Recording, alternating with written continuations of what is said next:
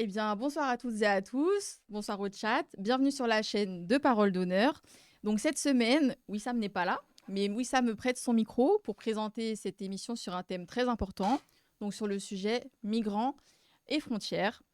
Alors, pour introduire cette thématique, nous pouvons rappeler que la vie politique européenne et particulièrement française est polarisée par la question migratoire, donc qu'elle soit que l'immigration soit légale ou illégale depuis plusieurs dizaines d'années, voilà, à partir des années 70-80.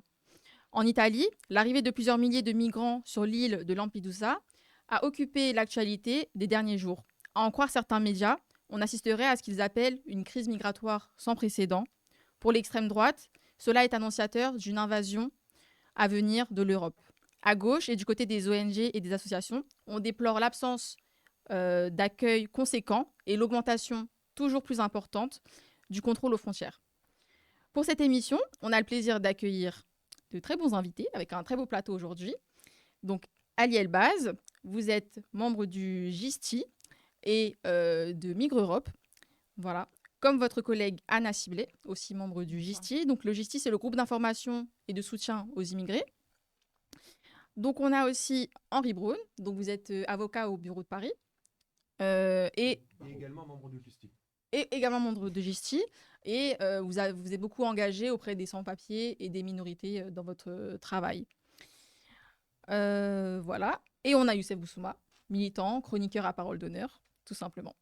Bonsoir, bonsoir. Donc merci à tous d'être là. Il y a aussi Yazid qui va nous rejoindre tout à l'heure. Et donc, pour commencer la discussion, on peut peut-être faire un point, rappeler un peu ce qui s'est passé il y a il y a quelques jours, près de 10 jours, je crois, à Lampedusa.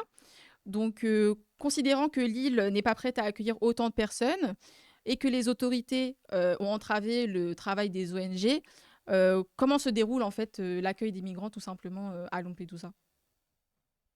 Dans quelles conditions? Bonsoir et merci de nous avoir invités. Merci. Alors déjà, il faut peut-être rappeler simplement les faits et ce qui s'est passé. Donc, en effet, à la mi-septembre, à la suite d'une météo plus clémente et plus favorable, les traversées ont pu reprendre après plusieurs semaines d'interruption, ce qui a créé en effet un espèce d'effet de rattrapage et qui a entraîné le fait que d'un seul coup, il y a eu cette impression que plusieurs milliers de personnes arrivaient jour par jour. Alors, c'était plus qu'une impression parce que ça se voit beaucoup quand on est sur l'île de Lampedusa. C'est une petite île qui fait une surface de 20 km. Et donc, tout de suite, quand il y a du monde, ça se voit. On peut imaginer, faire par analogie, ici, si on est dans le quartier ou place des fêtes, dès qu'il y a 150 personnes, ça se voit. Voilà. Donc, à Lampedusa, c'est la même chose. Et donc, ce qui s'est passé, c'est que les structures d'accueil, donc on dit structure d'accueil, mais on peut aussi appeler ça hotspot, on va peut-être revenir sur cette notion-là, sont de capacité très insuffisante pour recevoir la personne, puisqu'il y a, il y a plus de 300 places pour recevoir les personnes, et c'est très largement insuffisant. Et c'est donc en partie la population qui a compensé un peu ces carences-là. Mais je pense qu'on va revenir largement là-dessus, sur le fait que la société civile peut par moment compenser les carences de l'accueil qui devrait, au nom de la Convention de Genève de 1951, être un accueil plus large, plus inconscientionnel. Donc, voilà. Pour le résumé, c'est ça. Et donc, depuis, le focus, la loupe est portée sur Lampedusa, alors qu'en réalité, les arrivées, les traversées sont un mouvement continu, continuel, et qui a lieu en fonction de la météo et puis des routes qui sont empruntées par les personnes. On va revenir sur tout ça, je pense, mais c'était pour reposer les faits.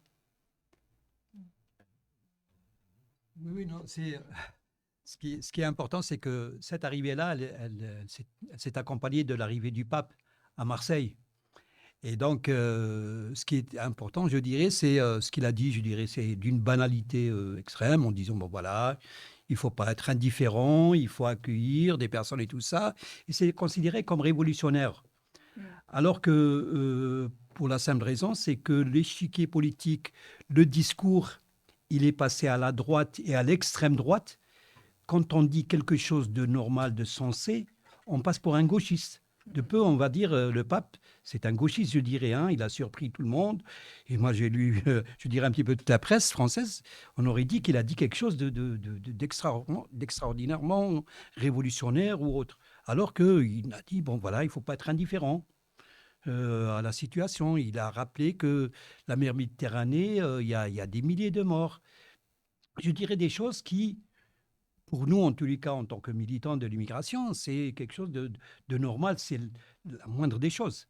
Après que on a entendu, pareil, le président qui parle de, voilà, la France, elle a pris sa part dans l'accueil. Moi, je voudrais bien voir. En entendant Darmanin, il dit, bon, voilà, moi, je vais fermer la frontière entre la France et l'Italie. Et bien sûr, tout en préparant tout un discours, je dirais, de droitisation, si ce n'est pas d'extrême droite, en montrant, je dirais, voilà, nous n'allons pas accueillir les étrangers, nous n'allons pas accueillir les gens de Lampedusa. Et tout ça, bah, je dirais, ça dénote, je dirais, une contradiction totale avec, du moins avec le discours du pape, quoi. Je voudrais marquer un léger désaccord avec ce qu'a dit mon ami Ali Elbaz.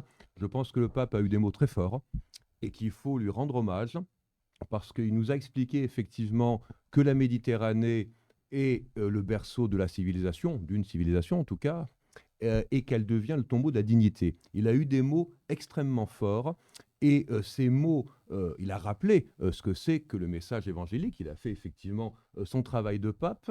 Et c'est vrai que c'est tout à fait impressionnant quand on compare avec les gens qui veulent inscrire dans la Constitution, dans les institutions européennes, les racines chrétiennes de l'Europe, et qu'au moment où on leur rappelle simplement ce que c'est que la base, je dirais, du christianisme, je suis loin d'être un expert, mais bon, la base, eh bien, du coup, vont rejeter le pape. Et on a quand même eu des réactions tout à fait étonnantes. Donc je pense qu'il faut s'appuyer là-dessus. Alors ça n'empêchera pas de critiquer le pape pour ses positions sur l'avortement ou sur la fin de vie, hein, parce qu'il ne s'agit pas non plus de reprendre ce discours entièrement, mais il faut s'appuyer sur ce qui a été dit, parce que c'est véritablement une base simplement pour lutter contre ce que tu viens de dire, la droitisation, l'extrême droitisation du discours, l'idée qu'on ne peut pas accueillir la misère du monde. Et là, Macron, de façon totalement cynique, a repris cette phrase qui avait été attribuée à Michel Rocard, qui aurait dit, même si la trace n'a pas été vraiment retrouvée, que la France ne peut pas accueillir la misère du monde et qu'elle doit en prendre sa part. Là, la seconde partie de la phrase a été abandonnée. On nous dit simplement on ne peut pas accueillir la misère du monde, ce qui, comme l'a très bien écrit Thévagnon récemment, revient à une sentence de mort. Donc nous avons d'un côté un message de vie et d'espoir qui est celui du pape, et nous avons de l'autre un message de mort qui est celui de Macron, qui est celui des fascistes italiens et qui est celui globalement de l'Union européenne. Il faut se battre contre ça. Oui, d'ailleurs, on peut, sur ce que vous avez dit, si on regarde les réactions de l'extrême droite à ce qu'a dit le pape, c'est quand même, ils étaient quand même très très mal à l'aise. On a vu Jordan Bardella, Philippe de Villiers qui a dit que le pape se trompait, qu'il pensait pas à sa mort à lui, à la mort de sa civilisation à lui. Jordan Bardella qui disait que ça n'avait aucun rapport, que les positions du pape ne comptaient pas plus que ça, ne représentaient pas tous les chrétiens. Enfin, on a vu beaucoup de positions. Et par rapport à l'extrême droitisation, est-ce que vous voulez revenir sur justement les effets des politiques de l'Europe et en particulier de l'Italie ces dernières années, donc les politiques de l'extrême droite, quels effets en fait ça a eu justement sur le contrôle aux frontières et sur l'accueil des migrants dans des zones comme celle-ci? Moi, je peux réagir brièvement. Je pense que, alors, on pointe un peu du doigt l'Italie, mais aussi la Grèce, parce que ce sont les premiers, les pays de premières arrivées des personnes. Et donc, ce sont géographiquement les premiers à se retrouver sur le chemin des traversées. On est dans un contexte très, très particulier des traversées de la mer Méditerranée. Et donc, en raison de législation européenne qui arrange certainement tout à fait certains États qui n'ont pas les mêmes contraintes, et bien en raison de législation qui impose au premier pays d'arrivée de devoir traiter la demande d'asile, eh bien les personnes sont cantonnées à l'Italie et à la Grèce. Donc c'est un système qui est un petit peu pensé comme ça. Et donc certains États essayent de faire évoluer un petit peu ça. On parle de mécanisme de solidarité. Il faut vraiment pas se tromper. Le mécanisme de solidarité qui est actuellement en discussion dans ce qu'on appelle le pacte asile et migration, eh bien c'est un mécanisme de solidarité entre États. C'est pas du tout un mécanisme de solidarité vis-à-vis des personnes et des droits humains. Donc, avec cet objectif soutenu par des extrêmes, donc cet objectif un peu de l'heure qu'il y aurait une Europe forteresse et qu'il faudrait préserver et protéger nos richesses, notre capital devant une grande invasion, qui est quand même ça, c'est le... Voilà, ce mythe-là, ce fantasme, en fait, qui sert bien, hein, qui sert pour des raisons électorales, qui sert énormément certains partis, certaines personnalités politiques à rester en place. On surfe un peu sur ces vagues-là, si je puis me permettre.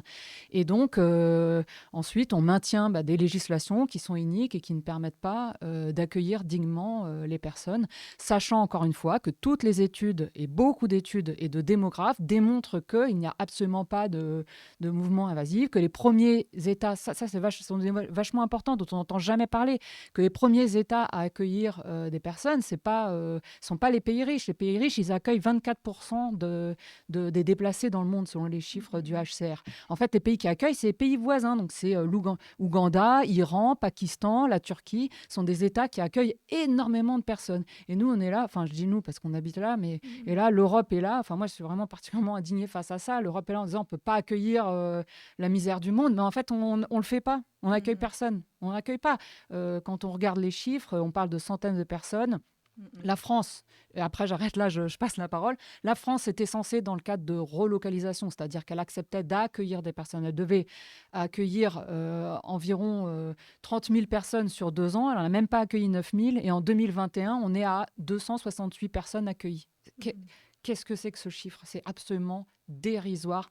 Donc voilà, qu'on ne dise pas, on n'a plus le droit de dire que la France est un pays, une terre d'accueil. C'est pas vrai. C'est ce que tu disais tout à l'heure, Youssef, en coulisses. Tu disais, voilà, on a l'impression là qu'il y a une invasion parce qu'on dit, je sais pas moi, il y a 10 000 personnes qui arrivent dans une île italienne. Tu disais, comparé à la population européenne, on n'est pas au stade de l'invasion, quoi. 550 millions d'Européens, je veux dire, il y a de quoi faire, hein, 550 millions d'Européens. Alors, c'est cette idée, voilà, c'était un peu là-dessus que je voulais revenir, cette idée qu'il y aurait une invasion, hein, qu'il y aurait un péril du Sud et que le péril partirait à l'assaut aujourd'hui des pays du Nord et que, voilà, et que ça mettrait justement en danger, alors tout, au plan économique, au plan culturel, au plan civilisationnel. C'est aussi là-dessus qu'il faut peut-être tordre Mais le ça, cou de.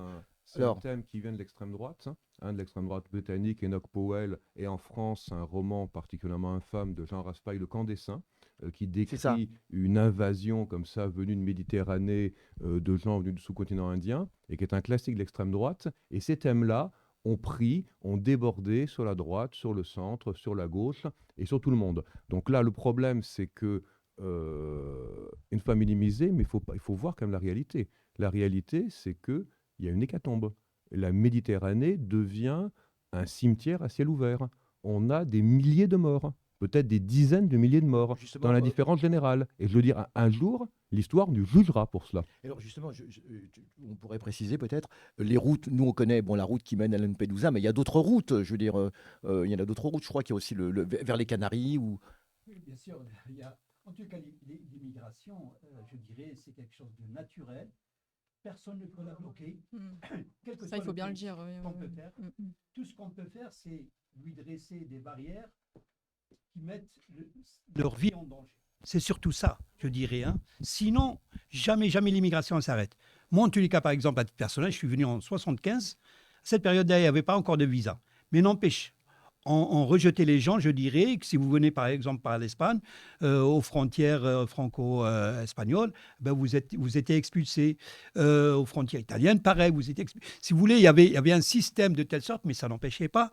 Les gens, ils traversaient les Pyrénées à pied, comme l'ont fait avant eux, je parle moi des Maghrébins, comme l'ont fait avant eux les Espagnols, les Portugais, oui. les Italiens.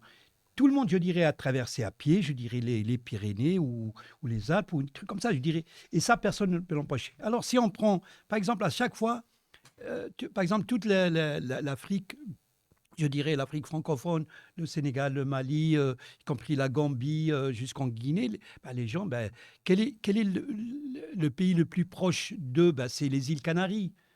Certes, c'est dangereux pour y arriver. Mais n'empêche, je dirais, les gens y arrivaient.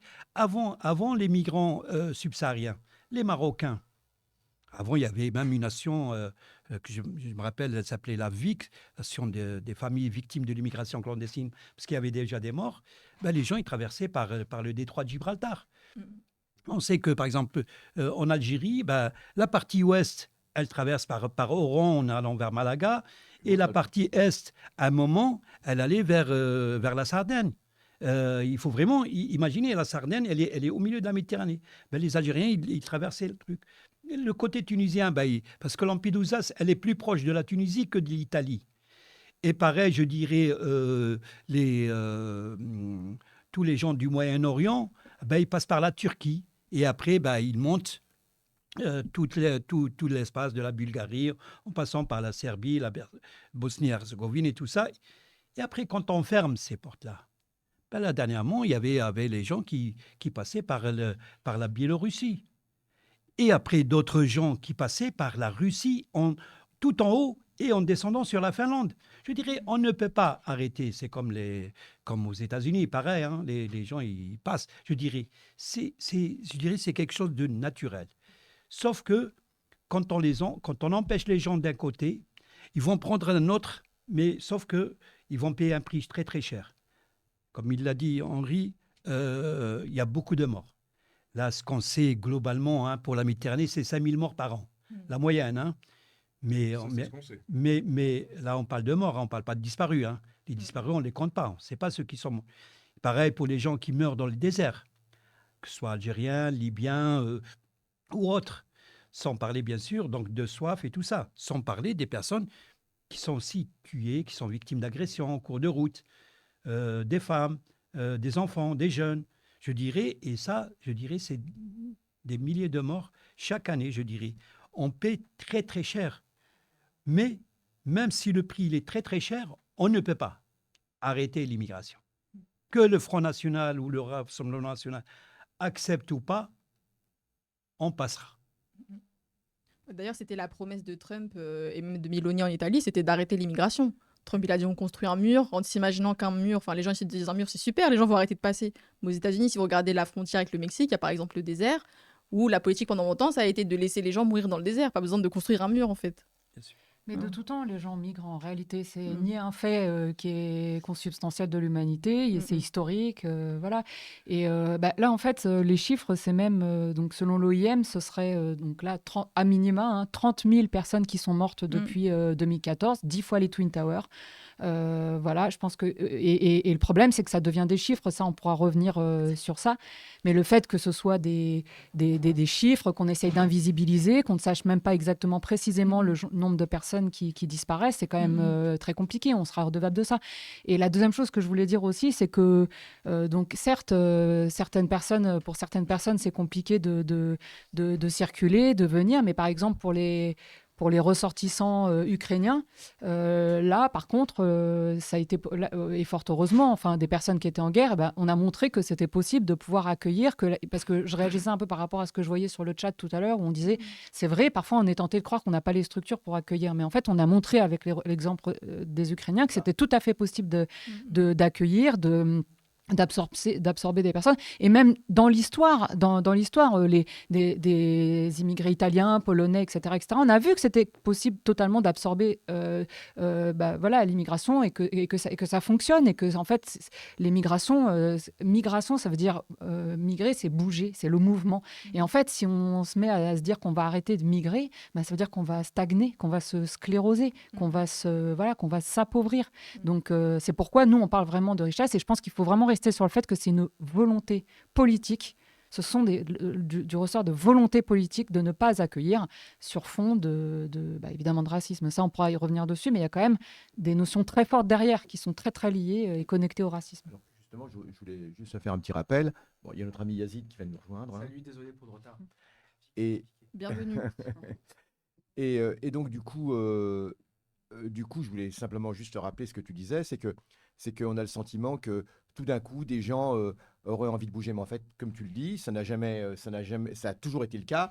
Alors évidemment, on ne va pas parler des grandes invasions, mais au 19e siècle, c'est toute l'Europe qui s'est déversée dans le monde. On oublie qu'au 19e siècle, c'est 50 millions d'Européens je dis bien 50 millions, hein, qui vont se répandre partout dans les Amériques, l'Australie, Nouvelle-Zélande, l'Afrique, les colonies et autres. Il faut vraiment avoir ça en tête, avec en plus d'autres idées.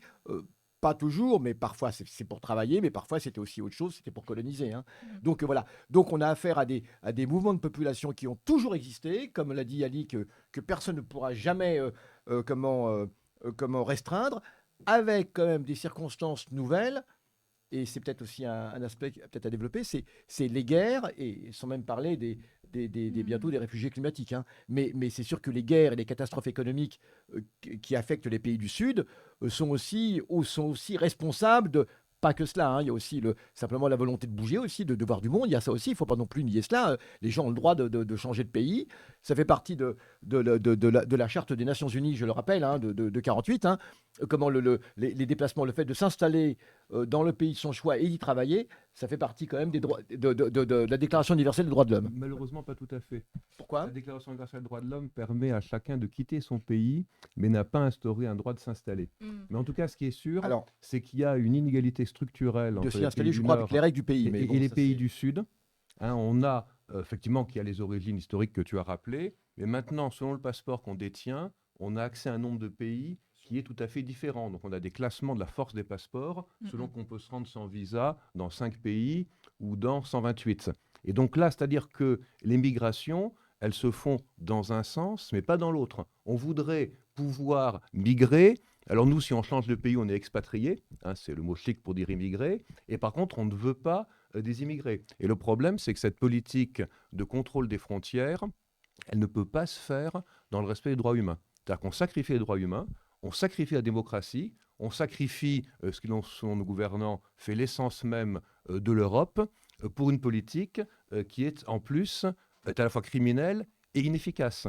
Et en plus stupide, c'est-à-dire qu'on sacrifie même la rationalité économique. Parce qu'il suffit de regarder dans ce pays, à l'heure actuelle, qui fait fonctionner le pays, qui fait les boulots les plus difficiles, qui travaille dans les EHPAD, qui s'occupe du nettoyage, qui s'occupe de tous qui manœuvrent sur les chantiers, toujours les immigrés.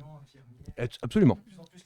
Absolument. C'est-à-dire que, par exemple, si on prend l'exemple de l'hôpital, si on devait d'un coup C'est bon. virer tous les immigrés, l'hôpital s'effondrerait. C'est le Bien cas sûr, dans ouais. l'enseignement aussi, c'est le cas dans beaucoup de domaines. Donc le problème, c'est que la France n'est pas un pays attractif pour les migrants, contrairement à ce qu'on pense. La plupart des gens qui viennent ne veulent pas s'établir en France.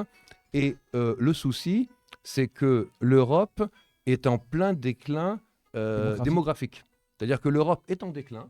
Et la seule chance qu'aurait l'Europe, d'un point de vue géopolitique, d'arriver à assurer, je ne dis pas en réel déclin, parce que c'est compliqué, hein, c'est une tendance lourde historique, mais d'arriver à un petit peu arriver à essayer d'enrayer ce déclin, ça serait d'attirer des immigrés. C'est-à-dire qu'en fait, on devrait au contraire ouvrir les frontières, ou accueillir des immigrés, parce que c'est la seule chance d'en tirer. Et pas seulement cette immigration dite choisie, d'immigration diplômée, on a besoin de tout le monde.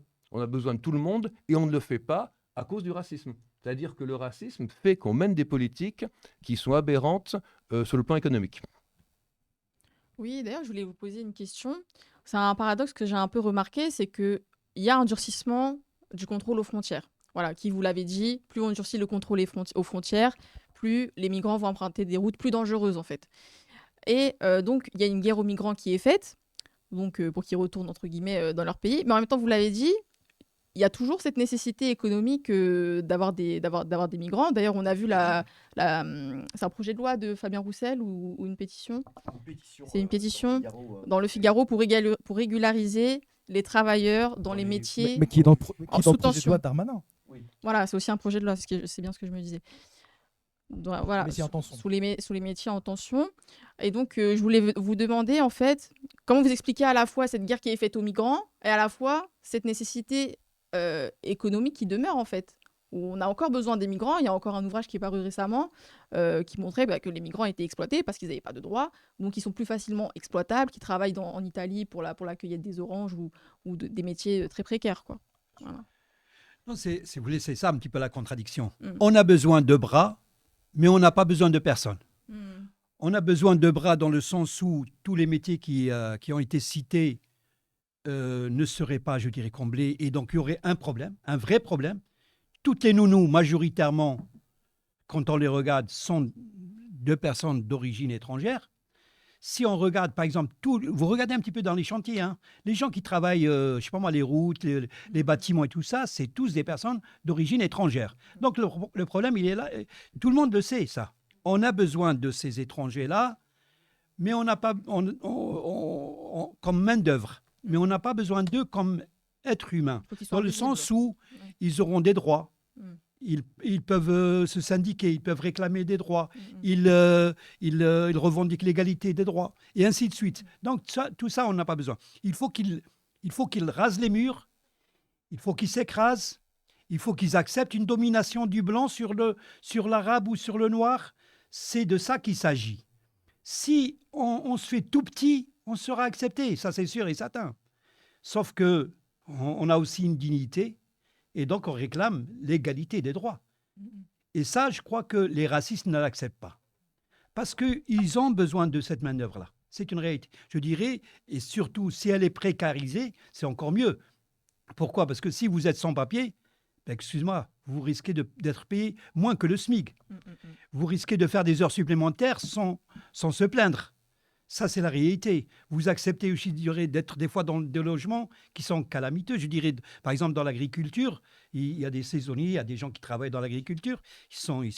Ils habitent dans des logements indignes, dans des baraques. Alors, sans parler de l'Italie. Hein. Dans le sud de l'Italie, c'est encore grave, je dirais. Hein. C'est carrément géré par la mafia là-bas. Donc, il y a une réalité qui fait que, politiquement, maintenant, je dirais de plus en plus, on attise la haine de l'étranger. Et maintenant, c'est devenu même, je dirais, de mode, c'est la norme de tirer sur l'arabe et sur l'africain, je dirais. Hein.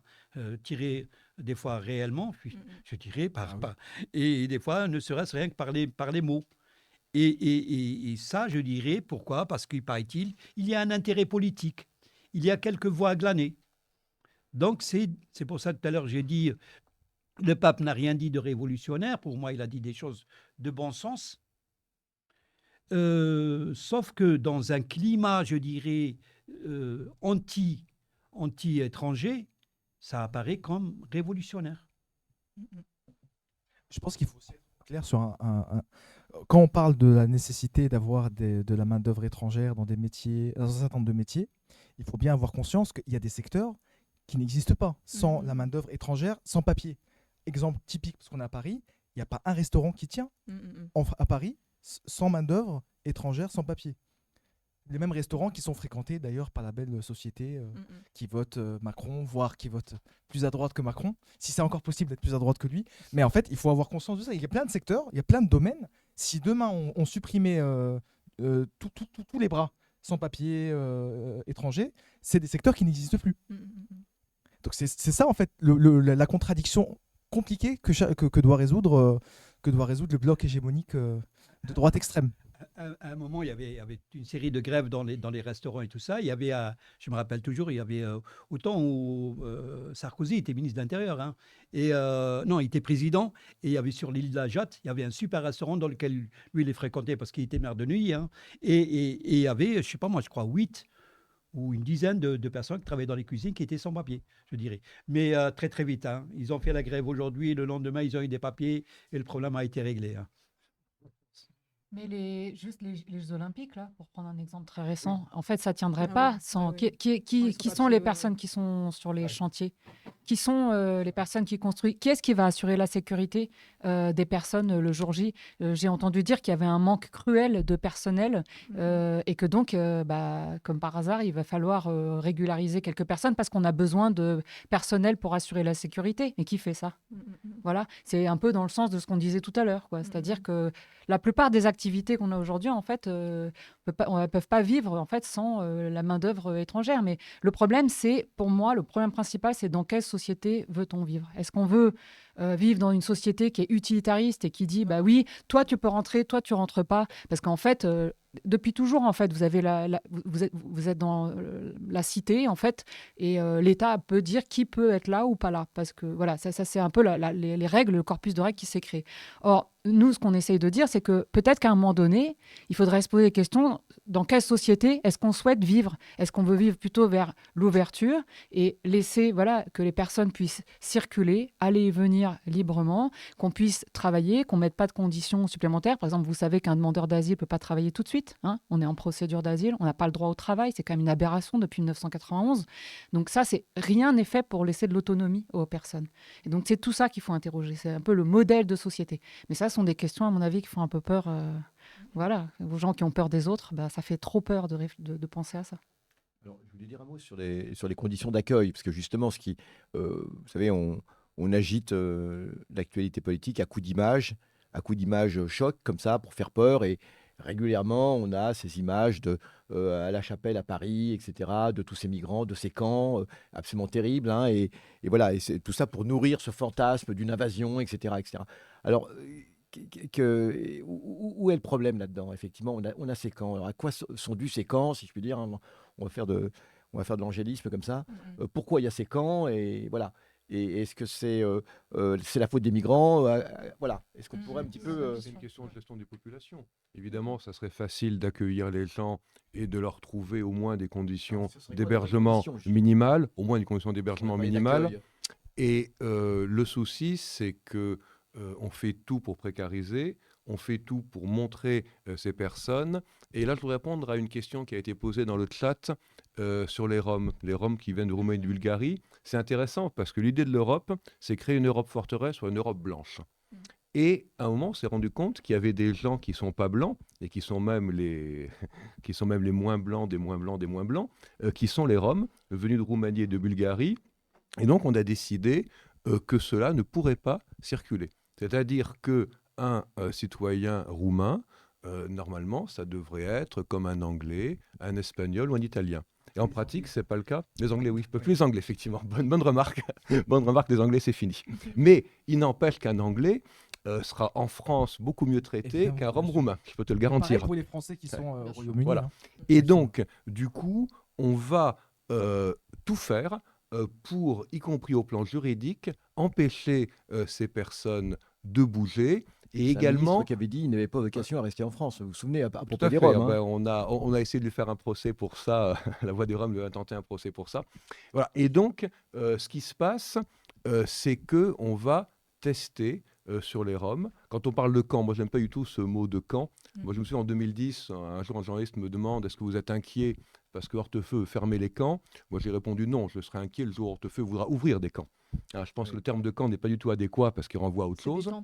On a des bidonvilles, des habitats de fortune qui sont démantelés. On a eu toute une série de techniques administratives qui ont été mises en œuvre contre les Roms d'abord, qui après ont été mises en œuvre contre les réfugiés, et à la fin, sera mise en œuvre contre tout le monde. Donc c'est intéressant de voir ce qui se passe d'abord contre les gitans, puis contre les immigrés, parce qu'après, ça s'étend à tout le monde. Le problème, c'est que c'est vraiment une politique qui est la faillite des droits humains, et une politique qui se base sur des assumptions clairement racistes. C'est-à-dire que le racisme est de plus en plus décomplexé et affiché. Alors justement, ces campements, c'est pas bon non plus. C'est pas bon non plus. Alors, d'accord. Donc, on va dire ces bidonvilles, ces habitats spontanés, ces bidonvilles spontanés qui apparaissent, à quoi sont-ils dus et est-ce qu'ils pourraient être résorbés? Alors, moi, je voulais juste réagir.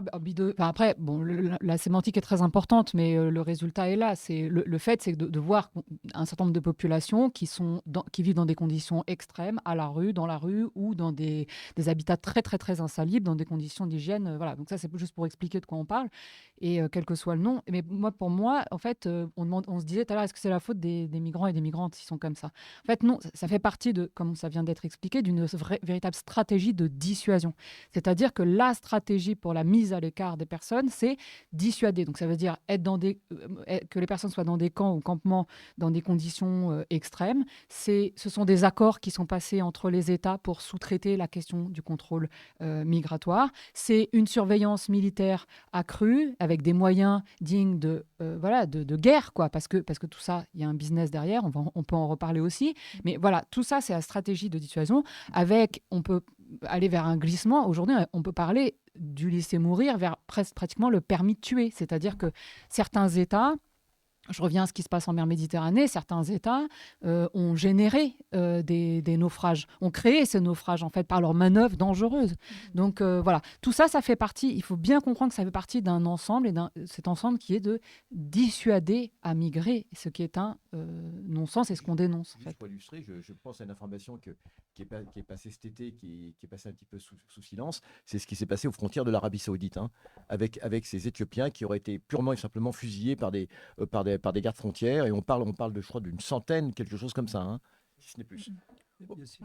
Non, juste pour l'information, pour les gens, ce samedi-là, il y a une manif pour le droit au logement, bien sûr initiée par DAL et le COPAF et ainsi de suite. C'est juste pour dire, bon voilà, s'il y a des personnes qui dorment dehors, c'est parce qu'il y a des raisons. Si on ne construit pas des foyers, si on ne construit pas des CADA, qui normalement ils sont censés pour les personnes, pour mettre à l'abri les demandeurs d'asile, c'est une volonté, je dirais. Hein. C'est un choix déterminé par le pouvoir. Au lieu de financer le logement, ben, ils préfèrent financer la police ou autre chose, je dirais, hein, et réduire, je dirais, les impôts. Ce sont des choix politiques, je dirais, qui sont faits au détriment des intérêts, pas seulement des personnes sans papier ou des trucs comme ça, mais au détriment de toute une population, je dirais, qui est précaire et tout ça. Habiter à Paris maintenant, c'est de la folie, c'est impossible.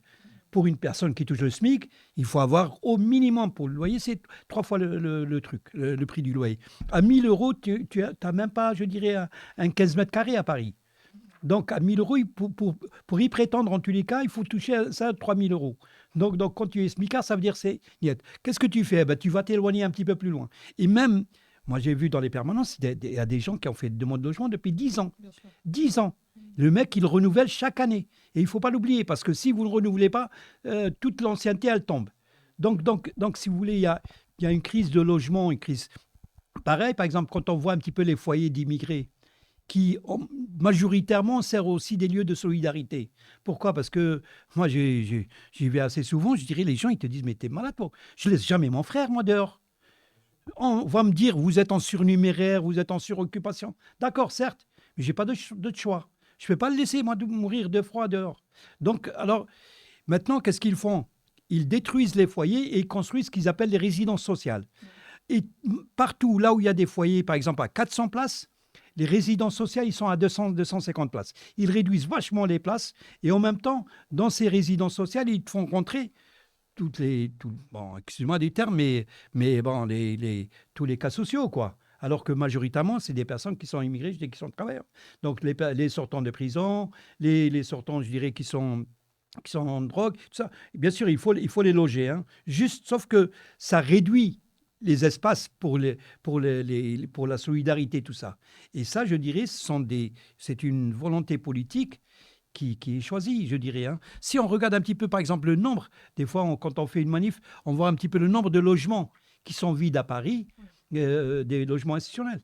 Et maintenant, il y a une loi qui est passée, interdit de squatter. Je dirais, vous ne pouvez plus rentrer dans un bâtiment comme ça. Et je dirais, donc il faut laisser les gens les montrer, comme il a dit Henri tout à l'heure, les montrer comme ça, on voit qu'il y a une misère qui s'affiche. Et je pense que ça sert aussi leur dessin politique. Oui. Pour compléter ce que dit Ali sur la question des foyers, il y a des questions politiques et juridiques extrêmement importantes et pas tellement connues qu'on devrait mettre sur la table. C'est-à-dire que maintenant, on a regroupé, comme tu l'as dit, dans le terme de résidence sociale, des catégories bien différentes. Et ce qui s'appelait avant les foyers de travailleurs migrants, on a quand même un statut où il y a des gens qui sont là depuis 30 ou 40 ans, qui ont des contrats mensuels, renouvelables, qui sont soumis à des règlements intérieurs qui n'ont pas le droit de recevoir qui ils veulent et qui n'ont pas les droits des locataires. Donc il faut se battre pour que ces gens-là aient les droits des locataires. Parallèlement à ça, on a voulu casser le mode de vie collectif en supprimant par exemple les salles de prière ou la cuisine dans beaucoup de foyers et en obligeant les gens à vivre chacun dans sa petite studette, ce qui ne correspond pas du tout aux aspirations des gens, et en même temps en leur niant le droit de locataire. Donc là, il y a un combat à mener, qui a été un combat extrêmement important de l'immigration dans les années 70, tu as bien connu ça, Ali, et qui maintenant devrait revenir sur le devant de la scène. C'est-à-dire qu'il ne faut pas seulement se battre contre les offensives racistes, même s'il faut le faire évidemment, mais il faut également continuer à revendiquer des droits. Et cette question du logement des immigrés et des foyers est une question qu'il va falloir mettre sur la table. Oui, il y a des catégories spécifiques, comme par exemple, il y a beaucoup d'enfants, en fait, des mineurs, peut-être que vous pouvez en parler, qui sont en rétention administrative. qui ont vu une législation assez violente s'abattre sur eux, comme les tests osseux à l'époque. Voilà, est-ce que vous pouvez développer sur ces catégories un peu spécifiques comme les mineurs migrants, par exemple? Ouais. Pour résumer très brièvement, Mm. je pense que ce qu'on peut dire, c'est que les mineurs, en fait, sont considérés comme des migrantes et des migrantes avant d'être considérés comme des mineurs. Et en fait, dès lors qu'on a inversé cette logique et qu'on s'est dit que voilà, ils étaient étrangers, étrangères d'abord, ça a été, c'est de là qu'est venu le problème. Et donc, un petit peu comme ce que je racontais pour Lampedusa sur l'impression du nombre, parfois, bah, il y a eu des périodes avec des mineurs qui sont arrivés. Et puis quand c'est dans une grande ville comme Paris, ça se voit relativement moyennement, voilà. Et quand c'est dans des toutes petites villes et qui n'ont pas l'habitude, bah, ça se voit beaucoup plus. Et donc on a malheureusement, bah, parfois il y a eu donc normalement ils relèvent du conseil départemental et donc ils doivent être pris en charge par l'aide sociale à l'enfance. Mais voilà, petit à petit au fil des années, on a essayé de les évacuer de cette prise en charge, ne pas les prendre en considération, et donc ils étaient remis à la rue, voilà, et en attente de décisions. Enfin, des associations sont battues pour essayer de faire reconnaître les droits, mais c'est encore la même question, quoi. C'est toujours la même question, c'est une question de volonté. Et puis pour moi, hein, c'est encore et toujours cette histoire de racisme qui est derrière là, quoi. De se dire, d'abord, ce sont des migrants, voilà, il n'y a pas assez de place. On entend toujours un peu les mêmes discours, alors qu'en réalité, on sait très bien que la place, en tout cas pour la France, la place, il y en a. Donc, Et j'ai peut-être... Vas-y, Yannick. J'ai peut-être une question un petit peu plus globale. Ce serait quoi, selon vous, une politique migratoire de gauche ou antiraciste ou anti-impérialiste? C'est-à-dire notamment parce que l'on sait que la question migratoire elle va devenir importante avec les réfugiés climatiques. On parle de millions de personnes, etc. Entre guillemets, ce serait quoi, entre guillemets, des solutions de long terme? Est-ce que c'est passer vers des voies légaliser tout simplement les migrations? Est-ce que c'est réaliste? Voilà. Après, Ali, une seconde et demie. Ouais, ouais. Pardon, je parle beaucoup, mais il y a une solution, comprenez, c'est liberté de circulation et d'installation pour toutes et tous. C'est-à-dire qu'il y a une partie de la planète qui y a droit sans problème, et il y a une autre partie de la planète qui en est privée, notamment avec la politique des visas. Et donc cette liberté de circulation, voilà. Et la deuxième chose que je voulais dire, c'est qu'il ne faut jamais oublier qu'une frontière, c'est une cicatrice de l'histoire. Et que donc, la migration, elle est liée à cette notion de frontière. Là, c'est vrai qu'on n'en parle pas beaucoup. Mais voilà, ouvrir les frontières, permettre aux gens de se déplacer. De toute façon, les gens, ils continueront de bouger, ils continueront leur chemin. Pardon, excuse-moi, Alia. Non, je t'en prie. Allez-y, allez-y. Non, je vais juste compléter en tout cas. Non, en France, je me rappelle, dans les années 2000, ouais, on a occupé un bâtiment qui dépend du ministère des Affaires étrangères et qui encourage les Français pour immigrer. On l'appelle bien sûr la mobilité. Hein. Et je t'assure, je suis rentré avec un copain de la CGT pour visualiser un petit peu des trucs comme ça. Et il vous donne des renseignements. Est-ce que vous voulez aller où? En Australie, au Canada? Donc on commençait à délirer et tout ça. Et nous parler des questions. Ouais. Et il ne faut pas oublier, il y a 3 millions de Français qui sont à l'étranger. Il y a 5 millions d'Anglais qui sont à l'étranger, qui ne proviennent pas de pays pauvres ou de pays en guerre. Hein. Pourquoi? Pour la simple raison, tout à l'heure, je ne sais pas qu'est-ce qui a parlé d'aventure et tout ça, je dirais, il y a des gens qui, au-delà de la misère de ceci, de cela, ils veulent aussi bouger, comme les jeunes Français, comme tout le monde, je dirais. Je ne comprends pas pourquoi. Moi, j'ai 2 enfants qui sont nés en France. Ils peuvent bouger là où ils veulent, je dirais. J'ai mes neveux qui sont nés au Maroc, et ceux-là, ils sont bloqués. Ils n'ont jamais sorti du Maroc, jamais. Ils ne sont même pas sortis de Casa, mais ça, c'est un autre débat. Pour la simple raison, c'est que tu n'as pas les moyens, je dirais. Et au nom de quelle logique? Les uns, ils sont assignés à résidence, condamnés, et d'autres pas. Par contre, ceux qui ont les moyens, ça, c'est autre chose, même s'ils sont du pays de tiers-monde. Hein. À un moment, il y avait un rapport du Parlement européen sur ce qu'on appelle les passeports dorés. Oui. Il y a eu, je ne sais pas moi, je crois qu'il y a eu 130 000 personnes qui en ont profité. Ça a rapporté au pays 21 milliards 800 millions. Tu paies 500 000 de complaisance, en fait. De complaisance, bien sûr, à Malte, à Chypre, des trucs comme ça. Alors, ça, c'est pour l'élite, je dirais. 131 000, hein. C'est quand même énorme. C'est un petit peu plus que l'arrivée des migrants en l'espace d'un an, hein. Mais bon, ça, c'est des personnes qui font partie de l'élite, alors il y a toute nationalité confondue, hein. Et après, vous avez aussi dans une autre catégorie les cartes de résident dorées. Par exemple, vous venez ici, en France, il y a un article du CESEDA, je l'ai apporté avec moi. C'est l'article R421-35 du CESEDA. Excuse-moi. Henri, je parle devant un avocat. Et il prévoit quoi? Une carte de passeport talent de Ah oui. 4 ans. C'est ça. Et C'est récent, ça n'existait pas, hein. Ça, Ouais. à l'époque où je suis arrivé. Explique ce que c'est un petit peu. alors, c'est juste créer ou sauvegarder des emplois en investissant au moins 300 000 euros. D'accord? Si vous investissez 300 000 euros dans une société pour sauvegarder ou créer des emplois, ben vous allez avoir une carte de résident, une carte passeport talent. Cette carte passeport et talent, elle ouvre aussi un droit à votre conjoint ou vos enfants et tout ça de venir sans passer par la procédure du groupe familial, hein, sans aucune. D'accord. Et c'est le privilège, quoi. C'est la voie royale. Mais il faut avoir les 300 000 euros pour habiter en France. Et pareil, dans tous les pays européens. Hein. Dans tous les pays Bien européens. sûr. Il y a le Portugal qui avait mis en place le Golden Visa là, il y a quelques années. Ouais. En fait, ça consiste simplement à dire, si tu viens investir dans l'immobilier, bah, tu as ton visa de long séjour, ce qui a d'ailleurs contribué à faire augmenter, à faire exploser le coût de l'immobilier à Lisbonne, par exemple, où des gens en fait qui venaient des États-Unis, par exemple, ont pu s'installer du simple fait qu'ils avaient les moyens d'acheter un bien immobilier. Et ça, c'est extrêmement intéressant de point de vue politique, parce qu'on nous dit des vieux réactionnaires comme Régis Debray qui font des bouquins pour dire que la frontière c'est sacré, que les frontières sont importantes. Et on se rend compte qu'en fait, ces logiques stato-nationales vont céder le pas dans une logique économique. C'est-à-dire qu'on est prêt à brader cette souveraineté qu'on chérit pour des raisons économiques, comme tu l'as expliqué. Et donc là, effectivement, on se dit qu'il faut tout repenser à la base. Alors, je voulais dire un truc par rapport, on parlait du Maroc tout à l'heure, la question des visas. Parce qu'on en parle peu quand même. On parle beaucoup des gens qui à juste titre, parce que c'est plus important, bon, des gens qui sont martyrisés à la frontière, sur qui on tire d'ailleurs, hein. On a parlé des gens qui se noient en Méditerranée, mais à la frontière, on tire sur les gens. Par exemple, à la frontière entre Ceuta et Melilla et le Maroc, on tire sur les gens. En Libye, on tire sur les migrants, déjà. C'est pas un rêve lointain, ça existe déjà. Et en fait, au-delà de cette population qui évidemment est la plus précaire et la plus en danger, il y a des gens qui essayent de rentrer en France ou en Europe avec un visa, ne serait-ce que pour des raisons touristiques.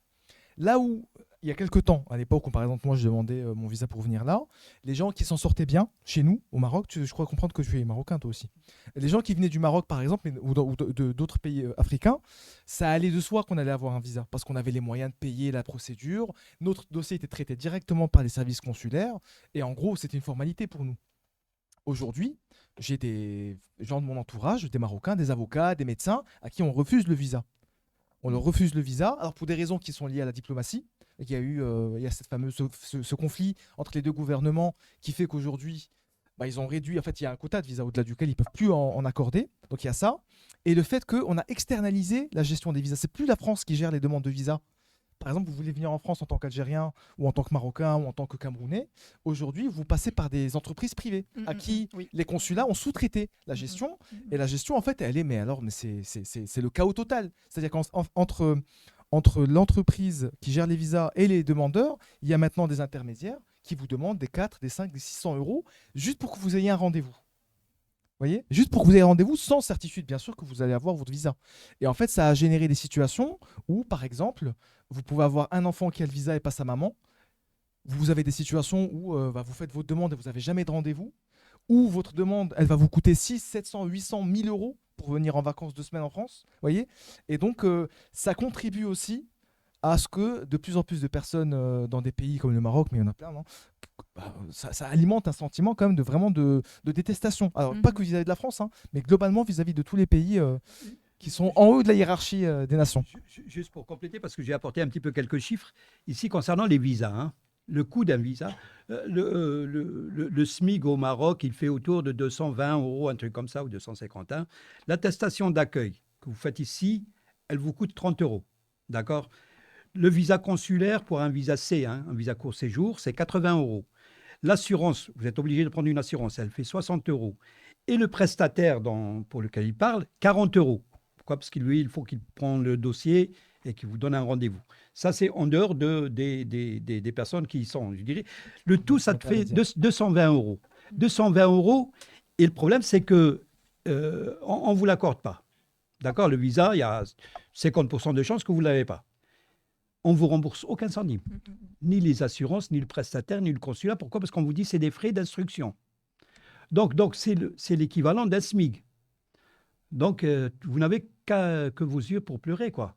En réalité, pour moi, c'est une arnaque, tout simplement, je dirais. C'est un business rondement mené par les services consulaires de la France à l'échelle du pays, à l'échelle de la planète. Ouais, je voulais dire, il y a une question qui était intéressante, là, qui a peut-être un peu Ouais, ouais, disparu j'ai vu. du chat sur comment. C'est Mafalda qui demande Voilà. comment gagner une élection de gauche en proposant l'ouverture des frontières, alors qu'on sait que même l'électorat de gauche est contre. C'est pour ça que je vous demandais tout à l'heure, ce serait quoi une politique de gauche en fait Non, j'entends. Ouais. migratoire. Alors, déjà, je pense Ouais. que c'est hyper important de rappeler que, par exemple, quand on propose l'ouverture des frontières, c'est pour toutes et tous. C'est-à-dire, le problème aujourd'hui, c'est pas que certaines frontières, enfin, qu'il faille ouvrir toutes les frontières. Les frontières sont ouvertes. C'est-à-dire, pour certains, quand on pense aux joueurs de football qui sont partis s'expatrier dans d'autres pays, la frontière, elle est ouverte. Quand on a des personnes qui, on le disait tout à l'heure, on les appelle les expatriés, donc il y a d'autres noms. Tout ça, les frontières sont déjà ouvertes pour une partie de la planète. Et déjà, il faut qu'il y ait cette prise de conscience qu'il faut rétablir déjà l'égalité pour toutes et tous. Et après, excuse-moi. oui. Donc tu signifies qu'en fait, les frontières sont ouvertes, elles sont surtout fermées pour certaines catégories. Donc la règle Les est plutôt pauvres, l'ouverture. et les Voilà, pauvres. c'est En ça. fait, et c'est quoi quel est le moteur derrière? Donc, c'est encore une fois, c'est une histoire de, notamment, mais pas que. Après, on va dire que c'est un peu simpliste, mais c'est l'argent qui est derrière. C'est des personnes. Alors, encore une fois, attention aussi, là, ce ne sont pas les personnes les plus pauvres qui migrent, parce que je pense que vous connaissez le prix d'une traversée. Moi, j'ai pas 8 000 euros, 9 000 euros pour pouvoir traverser la mer Méditerranée. 8 000 euros, le ticket pour à la fin, une fois sur deux, mourir, quoi. Donc, ce ne sont pas les plus pauvres. Mais quand même, l'histoire de l'argent est important. Et l'histoire aussi, on l'a déjà dit plusieurs fois là, d'avoir une main-d'œuvre et voilà, pour un patronat qui a besoin de ça. Donc, c'est une question de rapport de force. Et alors, après, comment on sait que l'électorat de gauche n'y est pas favorable? Comment on le sait,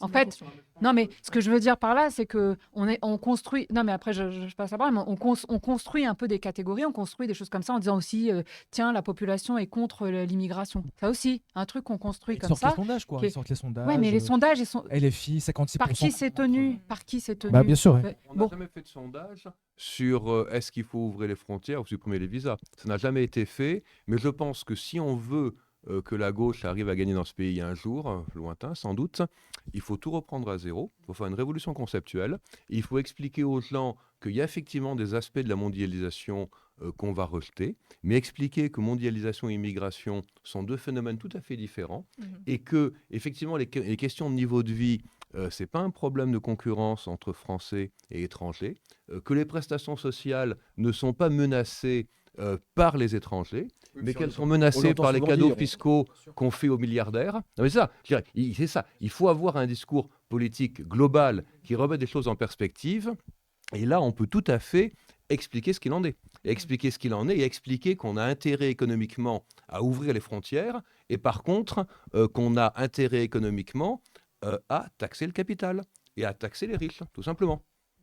Et non, mais c'est ça, ça ne sera pas tout seul, mais ça se Non, fera tout à dans fait. le cadre d'un projet de gauche renouvelé qu'il faut penser, et c'est un des éléments qui est important. moi, je suis d'accord vraiment avec Henri sur le fait qu'il y a un discours à tenir. Or, le problème, c'est que l'espace public aujourd'hui, il est quand même Saturé. occupé par des personnes, et il est saturé, et il est occupé par des personnes qui véhiculent des idées nauséabondes. Et on n'entend pas assez d'autres personnes qui sont taxées d'angélisme ou d'utopisme, alors qu'en réalité, on est juste humain.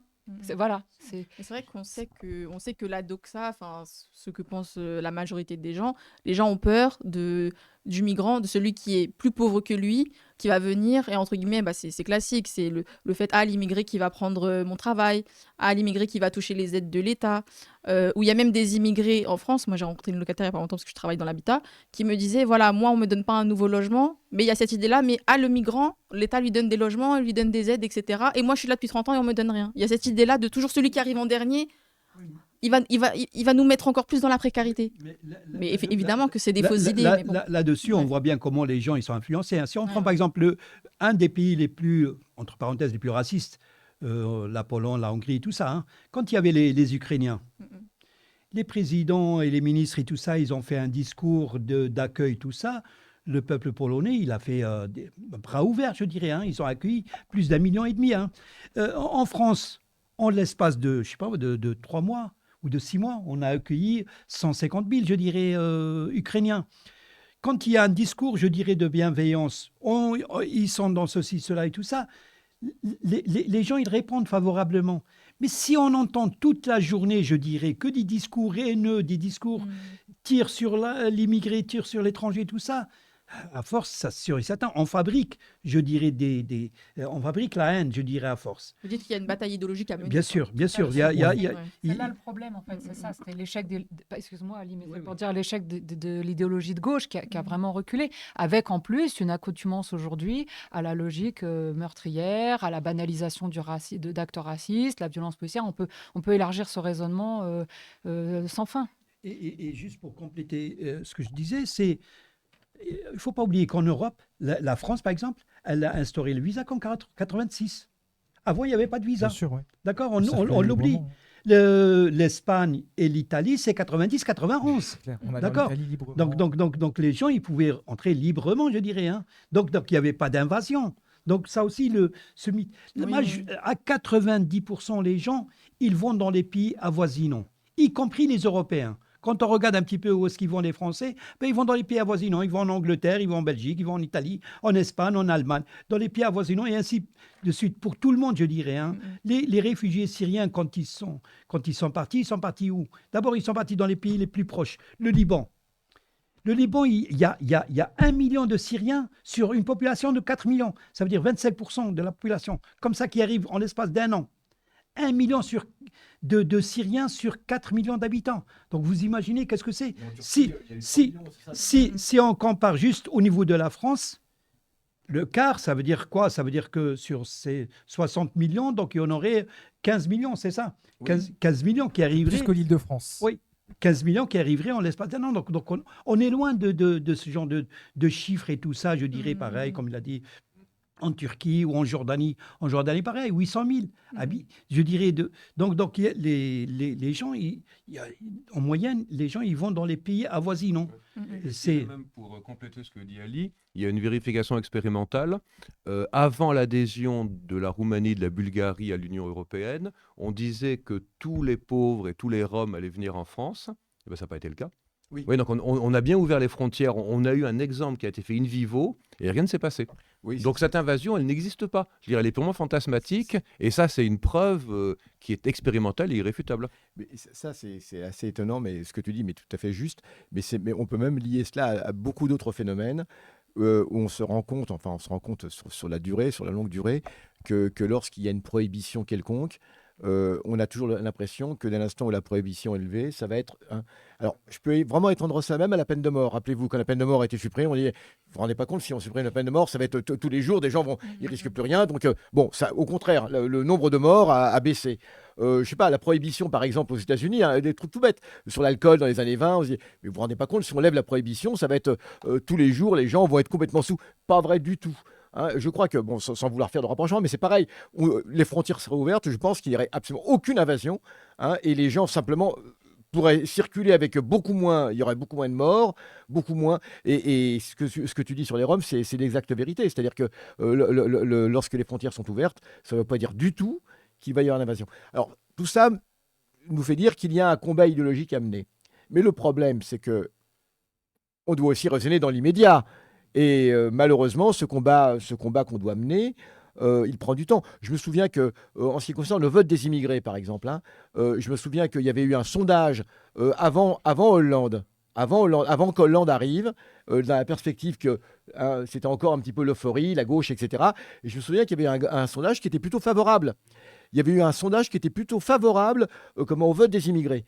Hein, et bien sûr, et des gens avaient dit Hollande aurait dû le faire tout de suite. Hein, et par la suite, il avait fait cette promesse, et ensuite, bien sûr, il ne l'a pas réalisé. Mais ce que je veux dire, c'est que c'est vrai qu'il y a besoin donc d'un travail idéologique, et a priori, rien ne nous permet de penser. Mais le problème, c'est que les échéances, c'est que l'histoire s'accélère. Et on le voit bien maintenant, les échéances électorales deviennent plutôt préoccupantes. Et la question que je pose, c'est comment faire rapidement pour inverser les choses. Par des mesures symboliques et plus que symboliques. Par exemple, la suppression du contrôle d'identité. ça a été proposé récemment, qui permettrait de limiter évidemment les contrôles d'identité au faciès, qui permettrait de limiter du coup les violences policières. Parce que à quoi ça sert les contrôles d'identité? Non, mais fondamentalement, ça sert à quoi? Ça sert à harceler dans les quartiers populaires, mais ça sert aussi à traquer les sans-papiers. Eh bien oui, mais ça, c'est une façon de convaincre. Non, mais il faut être offensif. Si on est juste défensif et si on se contente de défendre ce qui existe ou de dire il faut revenir à ce qu'on faisait il y a 5 ou 10 ans, on va nécessairement perdre. Il faut être offensif. Et on peut l'être effectivement sur des questions précises, comme par exemple la question des contrôles d'identité. Non, mais je réponds à ta question. Et après, comment est-ce qu'on le fait? On se retrousse les manches et on commence à parler aux gens. Il y a aussi un autre, Anna.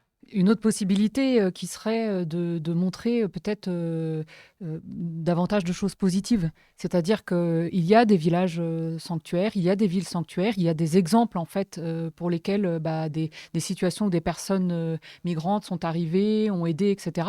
Tous ces exemples positifs, en fait, le problème c'est qu'aujourd'hui, moi j'ai l'impression de ne pas vraiment le voir. On parle de choses négatives, on montre une image négative, on parle de peur, etc., etc. Et je pense que essayer il faut changer de paradigme. On l'a dit à plusieurs reprises dans les solutions qu'on proposait, c'est qu'il fallait revoir un peu tout depuis le début. Et désolé si c'est un peu long, mais c'est vrai que... Non, mais ce que je veux dire, c'est que oui, ça va prendre du temps.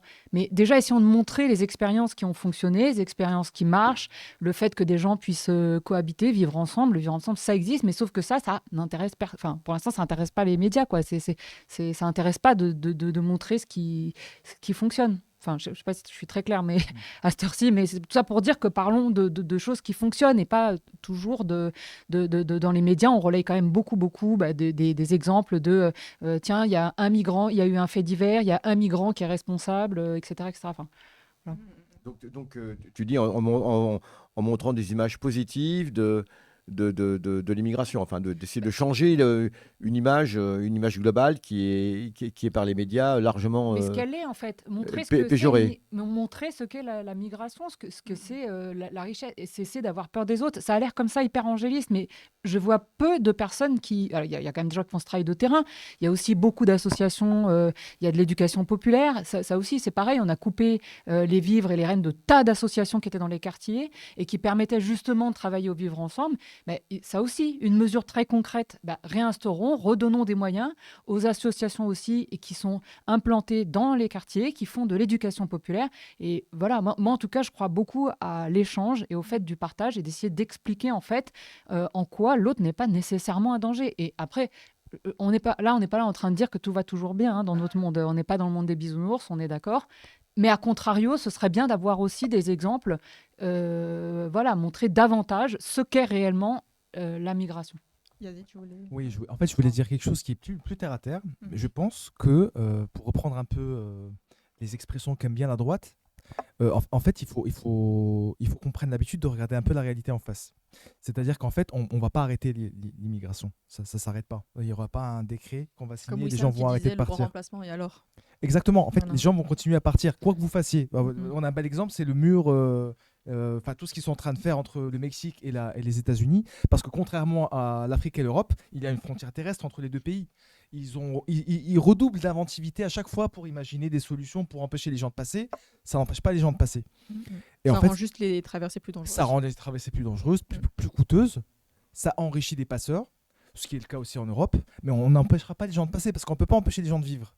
Et quand quelqu'un a la perception, je parle notamment de gens même dans ma famille, pas des gens spécialement pauvres, mais qui ont cette aspiration à avoir d'autres endroits, à découvrir l'Europe, l'Espagne, en plus des pays qui sont...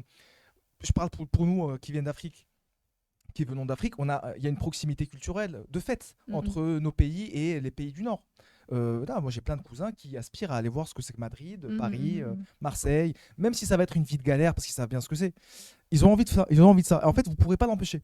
Donc en fait, il faut dire aux gens deux choses. Soit on l'accepte et on essaye de voir comment est-ce qu'on peut traiter les gens avec un minimum de dignité, comme on sait très bien le faire, parce qu'encore une fois, on ne parle pas de 130 000 personnes face à une population de 400 millions d'Européens. Je veux dire, bon, on ne parle pas d'une invasion. Je veux dire, ça se gère sans problème avec un minimum de coordination.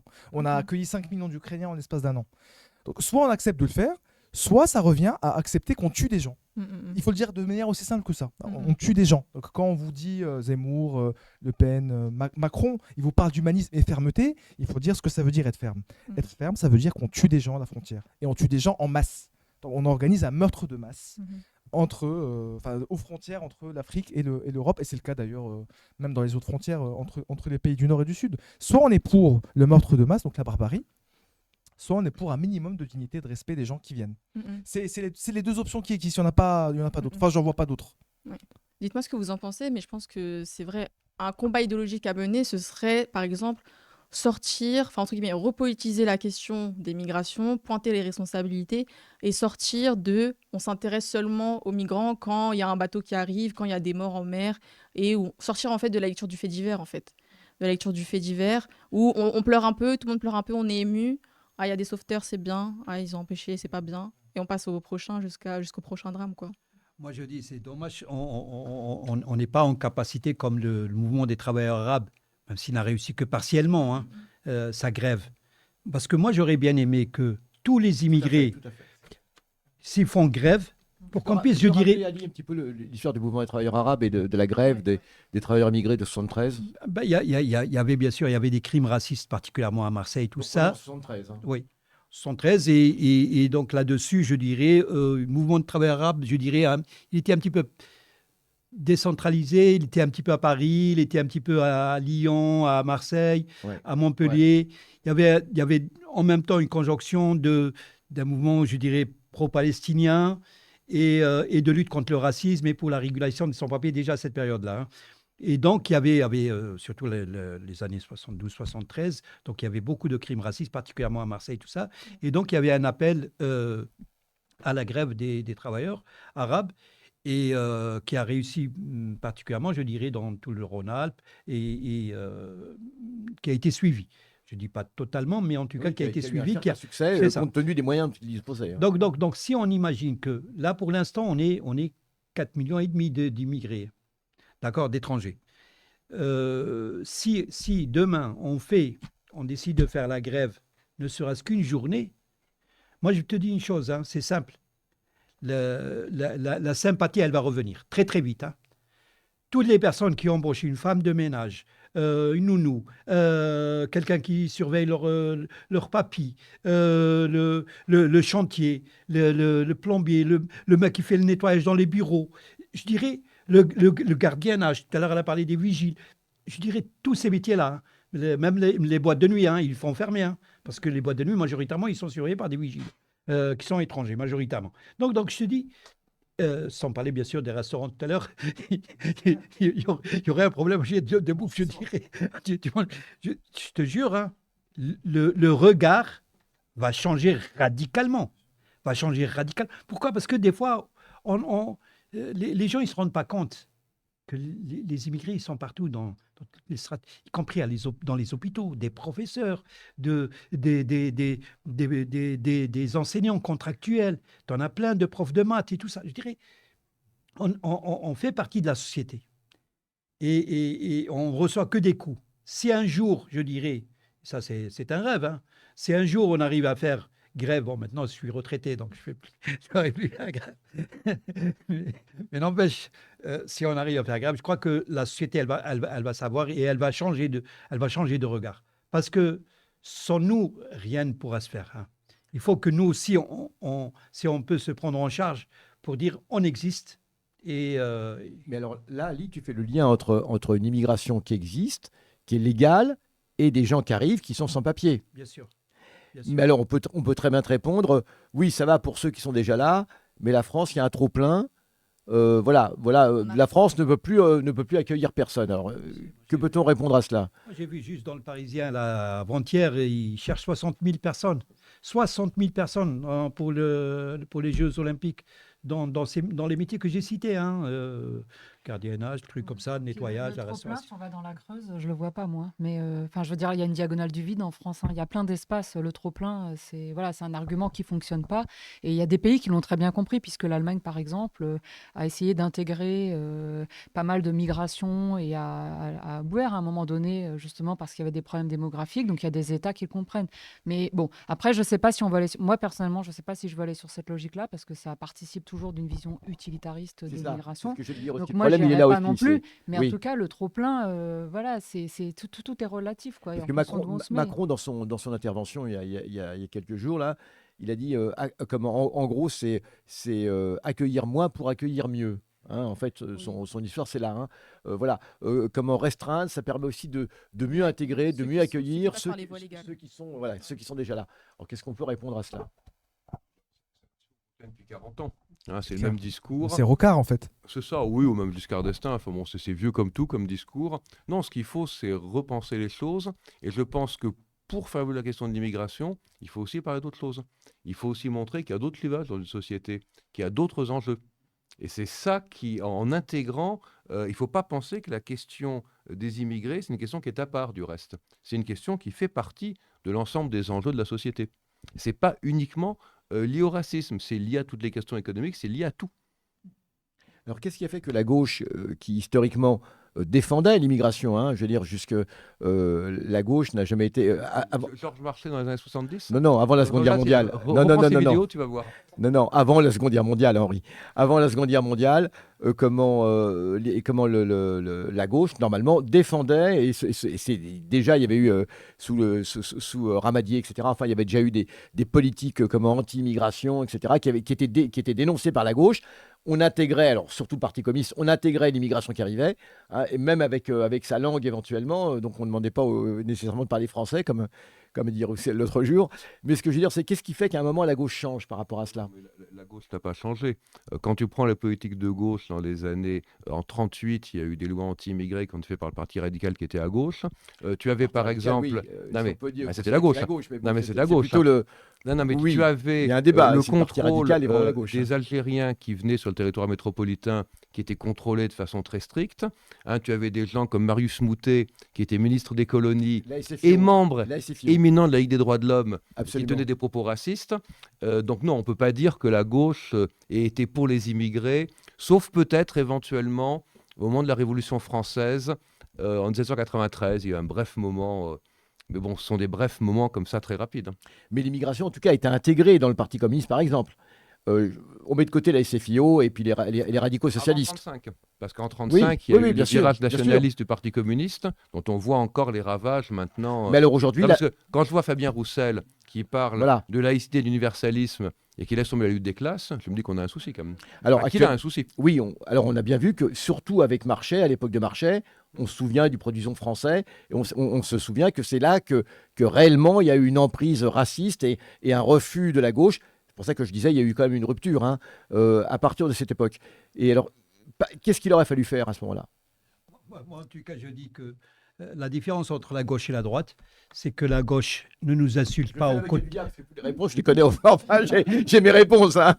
ne nous insulte pas au quotidien, et la droite nous insulte tous les jours. C'est ça la différence. L'un qui ne nous insulte pas tous les jours, je dirais le PS, le PC, les Insoumis, tout ça, et ne nous insulte pas tous les jours, je dirais, de temps en temps, Roussel, ça lui arrive, alors que la droite, elle le fait au quotidien, je dirais. Pour moi, c'est ça un petit peu le rapport qu'on a avec eux.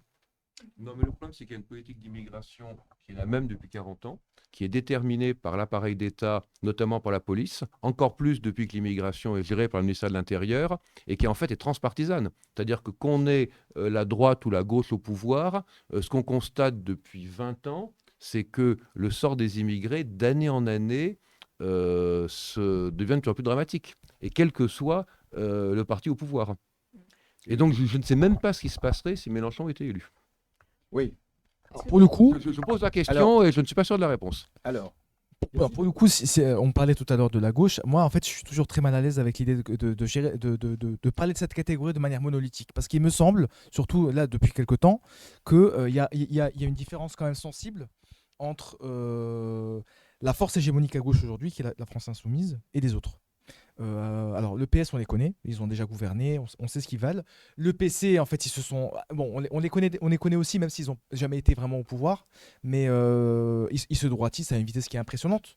Sans forcément que ce soit une surprise, parce que par exemple, dans le bouquin de Julia, mais voilà, c'était pas un scoop, on perçoit les relents anticolonialistes, pour le coup plutôt colonialistes et racistes qu'on peut retrouver tant dans certaines franges du PCF que d'ailleurs au demeurant la CGT à l'époque, même si ça reste minoritaire. Ça démontre qu'il y a comment dire, il y a quelque chose, comme tu dis, qui est de l'ordre de l'insulte à temps partiel, quoi. En revanche, je constate que Mélenchon évolue favorablement sur ces sujets. Et je trouve pas ça inintéressant que, pour une fois, la force qui est hégémonique à gauche et qui serait la plus à même de gouverner ce pays un jour, si jamais elle arrive à dépasser les 25-30%, les 25-26% d'intention de voix à une présidentielle, a quand même un discours qui est courageux sur le sujet, surtout dans le contexte actuel. Rappelle-moi, Alors, quel est le programme pour l'immigration en 2022? C'était quoi leur proposition? Alors, il me semble qu'il y a, de fait, d'ailleurs, c'est une position qui est toujours la même, c'est la régularisation des sans-papiers, mais je ne sais pas si ils sont sur l'ensemble des sans-papiers aujourd'hui. Je pense que c'est tout le monde, non? C'est l'ensemble. C'est tout le monde, Tous les sans-papiers, contrairement au PCF qui, pour le coup, est sur les travailleurs. Alors, l'idée, c'est pas de dire qu'ils sont parfaits. Hein. Il y a une multitude de. Suffisant, hein, je voudrais pas être méchant. Non, mais on est bien Alors, d'accord. compte tenu de la société française aujourd'hui, est-ce qu'on peut dire que c'est quand même pas mal? Ça, Il y a eu- plus la. Quand on prend très précisément la question du programme de Mélenchon sur l'immigration, depuis 2012, il y a eu un recul. Le programme de 2012 était beaucoup plus favorable, intéressant que celui de 2017 ou 2022. Mais entre-temps, il y a eu quand même, 2012, entre-temps, il y a eu quand même du Sarko, du Hollande, qui est passé par là. Je veux dire, la situation n'est pas la même. Fondamentalement, c'est la même. Bah, au plan politique, on voit quand même que les choses sont beaucoup plus crispées. D'accord, mais la situation des immigrés ou la nécessité Ah oui, non, d'avoir une mais- politique Non, d'immigration mais ça, on est bien est d'accord. exactement la même. Mais ce que Et je donc, dis, c'est je que pense qu'il faut on encore parle de travailler situa- là-dessus. on parle quand même de Ah, situation mais bien très. sûr, non, on Ouais. n'est pas en train de dire que c'est parfait. Non, non. Moi, je constate simplement qu'aujourd'hui, l'organisation qui est hégémonique dans le camp qu'on appelle la gauche a des positions qui sont quand même nettement plus courageuses que celles qui, il fut un temps, étaient quand même beaucoup plus hégémoniques que ne l'est la FI aujourd'hui. C'est le constat que je fais. Mais ça ne veut pas dire que c'est parfait. Et il y a énormément de travail à faire parce que certaines prises de Moi, Je position. ne voudrais pas éteindre un débat, mais je voudrais juste dire que c'est marrant que toujours la question de l'immigration, elle revient au centre des discussions et en disant tiens, c'est quelle solution, qu'est-ce qu'on pourrait proposer? Mais d'abord, l'immigration, c'est pas un problème. Donc je ne comprends pas pourquoi on s'attache à essayer de trouver des solutions. Et la deuxième chose que je voulais dire, c'est que c'est toujours la stratégie du chiffon rouge et ça marche bien ici aussi. C'est-à-dire, on est en train de parler et on remet ça au centre en se disant tiens, la gauche, qu'est-ce qu'elle pourrait proposer sur l'immigration? Et moi, il me semble quand même que aujourd'hui, les vraies questions, c'est la question économique, sociale, c'est ce qu'on a dit, c'est questions climatiques. On a vraiment un vrai problème d'un point de vue de l'écologie. Et il y a des problèmes réels qui existent et qu'il va falloir. Enfin, je veux dire, bientôt, on n'aura plus d'habitat, quoi. Enfin, à un moment, il faut se dire que là, d'ici un siècle, 2 siècles, si on pense un tout petit peu aux générations futures, il n'y aura plus d'habitat. Donc, je pense qu'il y a un vrai souci. Et voilà. Et enfin, bon, j'ai fait un peu ce pas de côté parce que je trouve que on est toujours en train de se dire qu'est-ce qu'on pourrait proposer, qu'est-ce qu'on pourrait faire.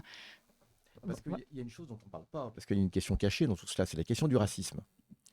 Et le C'est racisme. pas caché, hein. Je Je veux dire, Si, c'est caché en ce sens qu'on pense que le racisme est une diversion. Or, le racisme n'est pas une diversion. ah dans non, la c'est France d'aujourd'hui. intrinsèque. La machine Et néolibérale oui, marche aussi depuis. et c'est évident qu'on ne peut pas dissocier aussi l'attitude par rapport à l'immigration de la question du racisme structurel qui anime cet État. C'est en ce sens que on est bien obligé de se préoccuper de quelle pourrait être une autre politique, parce que le problème, c'est qu'on a besoin de créer un rapport de force. Et comment créer ce rapport de force? Et on est obligé de créer ce rapport de force malgré tout avec une fraction de la gauche, ou en tout cas ce qui peut être sauvé de... Tu prendrais la question de la migration à bras le corps Peut-être Alors, pour proposer un contre-discours. juste pour rebondir un petit peu sur la question du racisme, on l'a vu par exemple au niveau de l'Ukraine. Tous les Ukrainiens blancs, ils étaient bienvenus, on leur filait le titre de séjour, un logement, ils avaient le droit à la sécurité sociale. Les immigrés, les étudiants qui étaient en Ukraine, qui sont majoritairement arabes ou africains ou un truc comme ça, ceux-là, niet. Déjà à la frontière, hein. À la frontière, ils étaient maltraités. On ne les laissait même pas monter des fois dans certains trains. Oui. Les Polonais, physiquement, je dirais les personnes qui sont arrivées jusqu'ici en France, pareil. On n'a pas voulu les régulariser, on n'a pas voulu les trucs. Non, il y a un vrai problème de racisme, ça. On n'ose pas le dire parce on est bien élevé, on est poli. Mais sinon, derrière tout ça, Mais il il n'y a que n'y a ça. que ça, je Il y a que dirais. ça, Hein. oui. C'est le seul C'est qui euh, trouve le c'est, problème. euh, C'est là où je voulais en venir. c'est, En euh, fait, y a est-ce pas- que y a c'est pas une autre chose. question du racisme, en fait. Voilà. Bien sûr. Mais Arrêtez voilà, d'être raciste. nous, on généralise sous le terme immigration, migration. Le thème d'aujourd'hui, c'est migration et frontières. Voilà, le problème, c'est ça, c'est lutter. Comment on fait pour lutter contre la montée des extrêmes, la montée du racisme Pas et les sur extrêmes, sur l'extrême droite. l'extrême droite. Non, mais il y a plusieurs dénominations. Mais parce que sur le chat, c'est vrai que sur le chat, ça a été dit à plusieurs reprises et je pense qu'il faut quand même tenir compte de ça, du fait que oui, racisme, capitalisme, enfin voilà, il y a les problèmes, ils sont là et pas immigration. Enfin, voilà, pas pour. Après, il y a aussi il y a pas que la France. Il y a aussi un effet de mode. Hein. Tout à l'heure, je sais pas moi, vous avez parlé de murs. Moi, j'ai apporté un petit peu un chiffre. Au moment où le mur de Berlin, il a chuté, il y avait 6 murs. Et en 2023, il y en a 70. Ah oui, Vous imaginez? ah oui. Ça, c'est là que le mur. Alors qu'avant, Le mur, c'est un symbole. on criait au scandale quand il y avait le mur. L'échec de Au, l'humanité. au niveau des Donc clôtures, hein. 70 murs dans le monde pour protéger les frontières, quoi. Hein. Sans parler des autres frontières qui ne sont pas des murs. Quoi. Alors, Oui. bien sûr, au niveau des clôtures, pareil, il y a 25 000 kilomètres. Voilà. C'est énorme. Non, mais C'est Oui. énorme, 25 000 kilomètres de clôture, de sites là. Donc, partout dans le monde entier, hein, je dirais, hein, des États-Unis au Bangladesh, à l'Égypte, en Arabie Saoudite, entre l'Irak. Je dirais, tout le monde cherche à se barricader. Ouais. à se barricader, à se cloîtrer. On m'a dit qu'au Brésil et pareil aux États-Unis, même certains quartiers, les riches, ils barricadent leur truc Ouais, ouais. et dans des quartiers, je dirais, carrément, je dirais. Les gated, on appelle ça les gated communities. Ouais, ouais, ouais. C'est donc- la même dynamique. hein, c'est la même Donc dynamique. c'est la même dynamique, je dirais, comme Ouais. vous avez dit. Et, Et là, si je vois un petit peu, juste, excuse-moi, tu vois un petit peu, ici en Europe, hein, en 2014, la Bulgarie qui crée un mur avec la Turquie. En 2015, la Hongrie, elle l'a fait avec la Serbie et la Croatie. En 2015 toujours, l'Autriche avec la Slovénie qui le fait avec la Croatie, la Norvège en 2016 avec la Russie, la France bien sûr avec Calais, elle l'a fait, la Lettonie, l'Estonie, la Pologne en 2021 avec la Biélorussie et la Finlande avec la Russie, c'est un projet en 2023. Donc vraiment, déjà en Europe, hein, en Europe partout, je dirais des murs qui se cloisonnent, sans parler bien sûr de celui de Melilla et de Ceuta. Ça, qui- c'est. Mais qui- Alice apporte un nom, ça, c'est xénophobie business. Il faut les voir ces murs, hein, parce que c'est moche, quoi. Hein. Vraiment, quand tu passes à la frontière entre le Maroc et l'Espagne, Ouais. vraiment, c'est plusieurs. En fait, il y a plusieurs rangées. C'est Maintenant, on a effrayant. plusieurs rangées avec des barbelés, avec des caméras. Ouais. C'est moche et ça fait peur, quoi. Et, C'est la défaite de l'humanité, ces murs. hein. et après, ce qu'elle a rajouté, c'est le business aussi qu'il y a derrière. Bah oui, bien sûr. C'est des centaines de millions de business. Hein. C'est des drones, c'est des caméras infrarouges, c'est des bateaux, c'est des camions, je dirais des bateaux. Il y a tout un armada, par exemple, qui est drainé par Frontex, par exemple. Frontex qui- Bien sûr, oui. Oui, tu peux dire un mot sur Frontex, Annie, Ouais. s'il te plaît. Oui, ou bien Anna. Bah, c'est l'agence européenne en charge de la surveillance des Voilà, frontières. c'est ça. Oui. Je ris parce c'est vrai qu'on a, en fait, on fait partie d'un réseau euro-africain qui s'appelle Migre Europe et on travaille beaucoup ensemble. Donc souvent, on a l'habitude je riais parce qu'on se repasse un peu la présentation. Frontex, c'est marrant parce qu'il y a, enfin, c'est marrant entre guillemets, il y a une dizaine d'années, enfin même un peu moins de 10 ans, 7 ans, quand on était dans des débats et qu'on disait qui connaît l'agence Frontex, dans la salle, il n'y avait personne levé la main. Aujourd'hui, je pense qu'on connaît l'agence Frontex, donc ça s'est fait. Donc ce n'est pas une agence de sauvetage, c'est une agence qui permet de coordonner en fait le contrôle, qui permet de coordonner les agents qui contrôlent les frontières entre les différents pays. C'est une agence qui a une autonomie, la responsabilité, une autonomie juridique propre, la personnalité juridique, voilà, propre, et qui donc peut prendre ses décisions et qui a des budgets exponentiels depuis quelques années, comme c'est documenté. De freiner, d'arrêter les migrants. Oui, c'est d'organiser. Alors c'est ça, c'est de produire aussi des analyses de risque, c'est-à-dire de savoir quelles sont les routes quelles sont pardon les routes qui vont être empruntées par les personnes migrantes.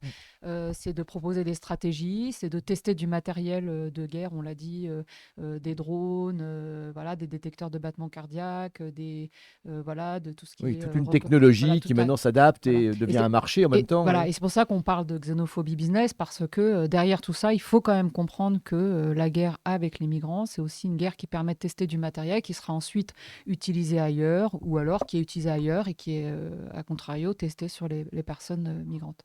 Comme les matériels Qui avait en Afrique. Oui. commencé à lire. Oui, oui, non. Juste au niveau du budget, hein, si on prend en 2020, ils avaient 460 millions. En 2023, 900 millions. Ça veut dire que le budget, il a été multiplié par 2 hein, en l'espace de 3 ans. Ça veut dire que c'est le bras armé de l'Europe, globalement, qui, à un moment, moi-même, le directeur, il a été viré parce qu'il y a eu un scandale, je dirais, Frontex avec ses bateaux qui font la chasse aux migrants, particulièrement dans la mer entre la Grèce et la Turquie, je dirais, et ils ne laissent pas rentrer, je dirais, alors que normalement, ils sont censés. Et comment ça se fait qu'ils dérogent comme ça aux droits, par exemple, aux droits humains, aux Vous droits savez, fondamentaux? c'est comme en France. Mm. Les flics, ils s'arrogent le droit, je dirais, de tirer sur un jeune. Dans le cadre, le drame, le drame, il est là, je dirais, hein. Quand il y a un mépris, quand vous regardez un petit peu comment ils traitent les migrants dans les frontières entre la Croatie, entre la Pologne et tout ça, c'est pareil, c'est des agents de Frontex, hein. Parce que Frontex, elle peut avoir je dirais, des agents des États et elle a ses propres agents. Donc c'est ce double jeu. Et puis, il y a un mépris, je dirais, vis-à-vis des migrants. Mm, mm. Et particulièrement, si le migrant, il est arabe ou africain, là, je dirais, c'est la totale, quoi. C'est vraiment du racisme. C'est vraiment du racisme en acte. Et autre chose dont on voulait parler, c'est l'externalisation des frontières, donc de l'Union européenne. Donc là, c'est un sujet classique aussi, je pense qu'on ne peut pas ne pas en parler. Donc souvent, c'est lié des accords bilatéraux. Macron l'a redit, c'est lié par exemple, enfin c'est étroitement lié à l'aide au développement. Donc voilà, est-ce que vous voulez développer sur ce point-là? Si vous voulez, tout à l'heure, j'étais en Ce train long de... point. Oui, j'étais en train de regarder un petit peu les accords Mm, mm. qui ont été signés. Il y a un premier accord, c'est euro-méditerranéen, ce qu'on appelle le processus de Barcelone en 98. Hein. Après, il y a eu l'Union pour la Méditerranée en 2008. Après, il y a des accords euro-africains en 2005. Après, le sommet de la Valette en 2015. Bien sûr, il y a par ailleurs des accords de Cotonou et en même temps, bien sûr, des accords de réadmission. Et après, des accords bilatéraux. Après, si on prend juste le cas de la France, elle a signé des accords de gestion concertés avec 8 pays africains, je dirais, dans lesquels, globalement, je te file un petit peu d'argent et tu acceptes de réadmettre vos ressortissants quand ils sont ici en situation irrégulière. Il y a systématiquement, dans tous ces accords-là, il y a la question de l'immigration. Mais bien sûr, Il évidemment. y a la question de l'immigration comme point clé. Après, on l'abrode. Moi, j'aime bien les paroles, que la Méditerranée soit une ère de bonheur, de joie, de ci, de cela. C'est sympa, je dirais, hein, des fois, la littérature comme ça. Mais derrière, il y a toujours la question comment, je dirais, comment limiter l'immigration. Après, il y a des fois, on finance un petit peu plus, un petit peu moins. La Turquie, 3 milliards. Plus 3 milliards. Vous nous arrêtez les migrants syriens et les autres qui arrivent. Ça devient une monnaie d'échange. Le Niger, ils n'ont pas vendu cher, hein, parce qu'ils ont fait pourtant un hotspot. Après, elle va parler un petit peu sur le hotspot. C'est un lieu de surveillance pour les gens qui arrivent de Gadez, je dirais, et ils ont touché que 150 millions. Là, la Tunisie, on l'a vu, pareil, elle a touché qu'une centaine de millions. Je trouve que, bon, c'est vrai que c'est pas payé cher. Bon, peut-être que c'est pour ça que les Tunisiens, ils font pas bien leur boulot. Mais n'empêche, je dirais, le Maroc, à un moment, moi, comme je suis marocain, je disais toujours, le Maroc, il a 2 mamelles. Il y a une immigration marocaine. Nous, on envoie 10 milliards d'euros par an. Et puis, il y a l'immigration africaine qui est au Maroc. Pareil, le Maroc, il négocie avec l'Union européenne pour que ça lui ramène un petit peu d'argent. Et chaque année, bon, ça ramène autour de 200 millions, un truc comme ça. Je dirais, c'est un bon business, je dirais, pour les États. Et bien sûr, ça se fait au détriment. Alors, je ne parle pas de l'Algérie, même sans contrepartie, ça n'empêche pas. L'Algérie, pareil, elle vire des milliers de migrants par an. On l'avait vu d'ailleurs Surtout dans le désert. c'est ça. Donc, je dirais un petit peu l'Égypte, pareil, je La dirais Libye. la Libye. Bon, je dirais, si vous voulez, tout à l'heure, vous avez parlé de l'Arabie Saoudite. Euh, pareil, je dirais, il y a des milliers de migrants qui traversent, je dirais, vers le Yémen, qui viennent de l'Érythrée et de l'Éthiopie, et qui passent vers l'Arabie Saoudite et vers les pays du Golfe.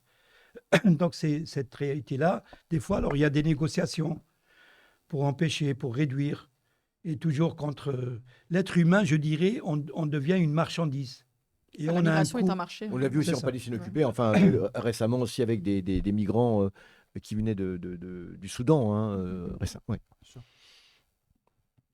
Non, mais tu as bien dit, Ali. Donc l'externalisation, en fait, c'est le fait de sous-traiter à d'autres États, parfois faillis, enfin des régimes faillis, la gestion du contrôle migratoire, mais aussi maintenant la gestion de l'asile, puisqu'on l'a vu, plusieurs États comme le Danemark ou le Royaume-Uni ont passé des accords avec le Rwanda pour que eh bien, ce soit ces États-là qui se chargent de la demande d'asile. Donc, et il faut comprendre aussi que l'externalisation des contrôles migratoires prend vraiment plein de formes variées, quoi. Ça peut être des accords, ça peut être aussi la France qui essaye de vendre des navires aux gardes-côtes libyens pour qu'ils puissent aller chercher plus vite les migrants qui quittent la Libye.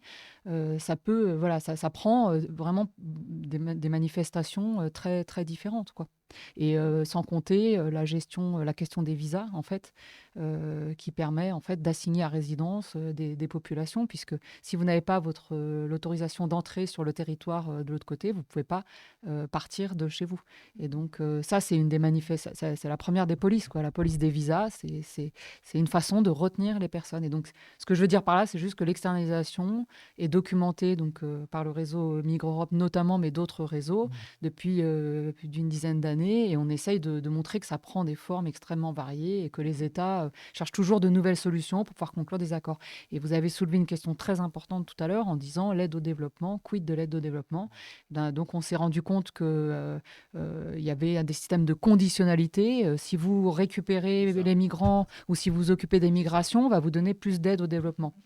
Sauf que le problème, c'est que ces accords se font toujours sur le dos des populations, c'est-à-dire que souvent, ce sont des gouvernements qui récupèrent les fonds et l'argent ne va pas directement aux populations. Il y a eu plusieurs études qui ont démontré justement le détournement des fonds d'urgence ou de l'aide au développement. Ça a été aussi prouvé, mais je l'ai vu tout à l'heure dans le chat aussi, c'est très important, la question de l'engagement de la responsabilité.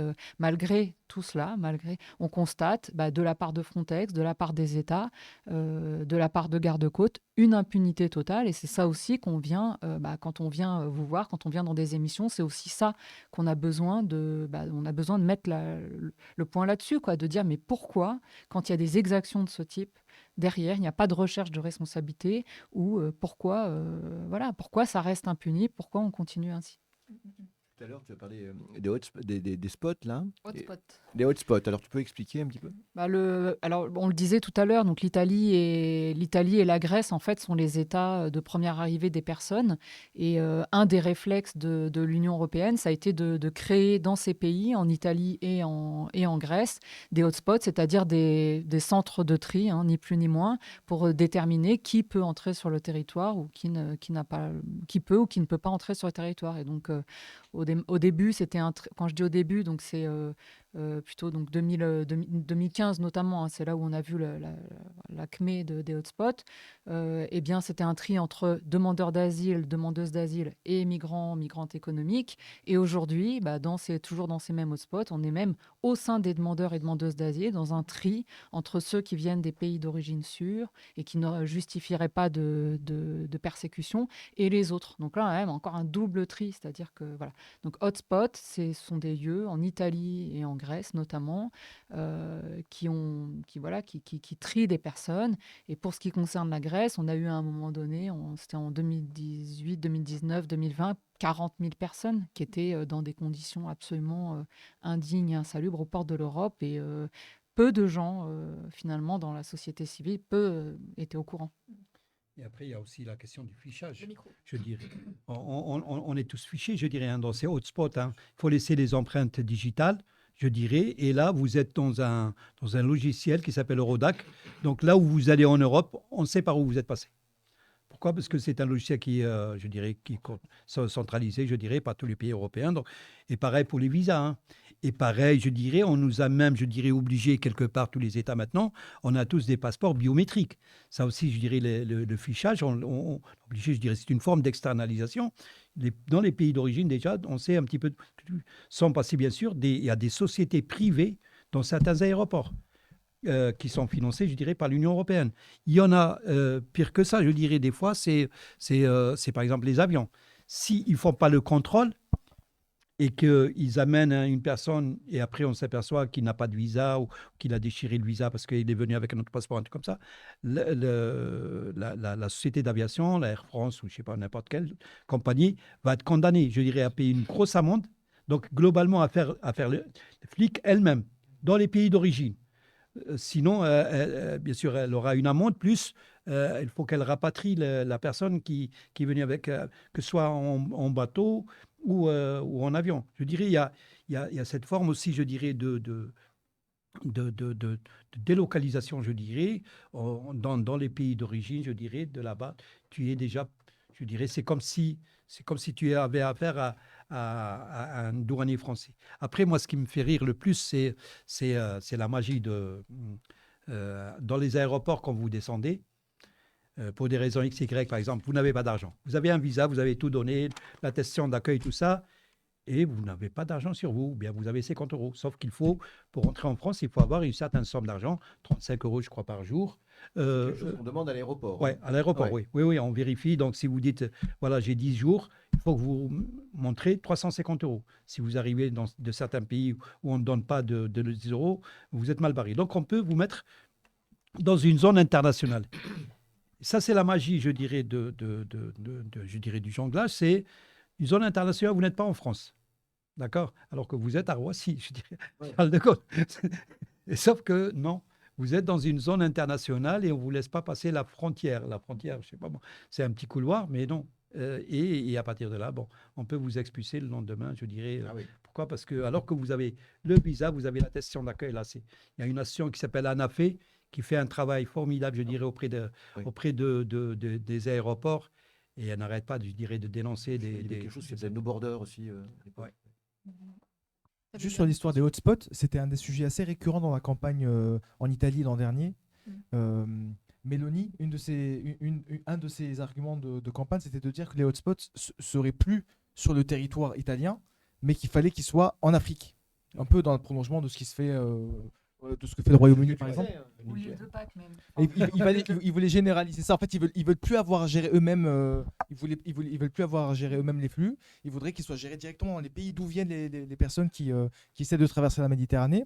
Parce qu'il y a aussi un truc intéressant à dire, c'est que les pays qui accueillent, les points d'entrée en Europe pour les migrants, pas pour les exilés, parce que migrants c'est pas très beau, sont des pays qui sont aussi les plus pressurés par la Commission européenne. Enfin, je veux dire, la Grèce aujourd'hui, c'est un pays au niveau de ses services publics qui est à l'os, quoi. Je veux dire, depuis 2015, la population grecque et la population italienne dans une moindre mesure, depuis au moins la crise de la dette, elle est persécutée économiquement par Bruxelles. Et c'est ces mêmes pays qui se retrouvent à gérer l'essentiel en fait du flux migratoire, ce qui contribue à rendre la chose d'autant plus difficile à gérer et ce qui facilite l'accès au pouvoir de gens qui sont quand même des mussoliniens assumés. Je veux dire, Meloni, elle s'est jamais cachée, elle assume le fait que Mussolini a fait un formidable travail pour les Italiens, etc. Et ça rejoint globalement le fait que ces pays-là, dont les services publics sont de plus en plus aujourd'hui menacés, que ce soit l'hôpital, l'école, etc., y compris dans les services qui vont gérer la migration, les visas et les hotspots pour gérer les demandes d'asile, ne veulent plus avoir à le faire eux-mêmes. Et donc, ils préfèrent donner ça aux pays, aux pays qui sont aux frontières et qui le gèrent eux-mêmes, moyennant quelques centaines de millions d'euros. C'est vraiment pas beaucoup, hein, même pour le Maroc, 200 millions. Avec en plus tous les bénéfices associés aux accords de libre-échange qu'on signe avec ces pays. On parlait de Cotonou. Cotonou est d'abord un accord de libre-échange. Donc en fait, l'ouverture des frontières africaines pour les commerçants européens, avant d'être un accord sur la gestion de la migration illégale, dont on sait d'ailleurs par ailleurs que c'est une conséquence directe de ces accords. C'est pour ça que c'est inclus dedans. Donc voilà, c'est ça que je voulais préciser. Pardon. Mais Juste tout à l'heure, on cherchait un peu des solutions. Enfin, moi, je pense qu'on a dégagé quelques éléments de réponse ou de réflexion. Et là, en fait, dans ce type de politique, on voit bien qu'il y a énormément de fonds et de moyens qui sont développés pour se protéger, défendre, etc. Et en fait, on est souvent dans de vraies gabegies, quoi, c'est-à-dire financières.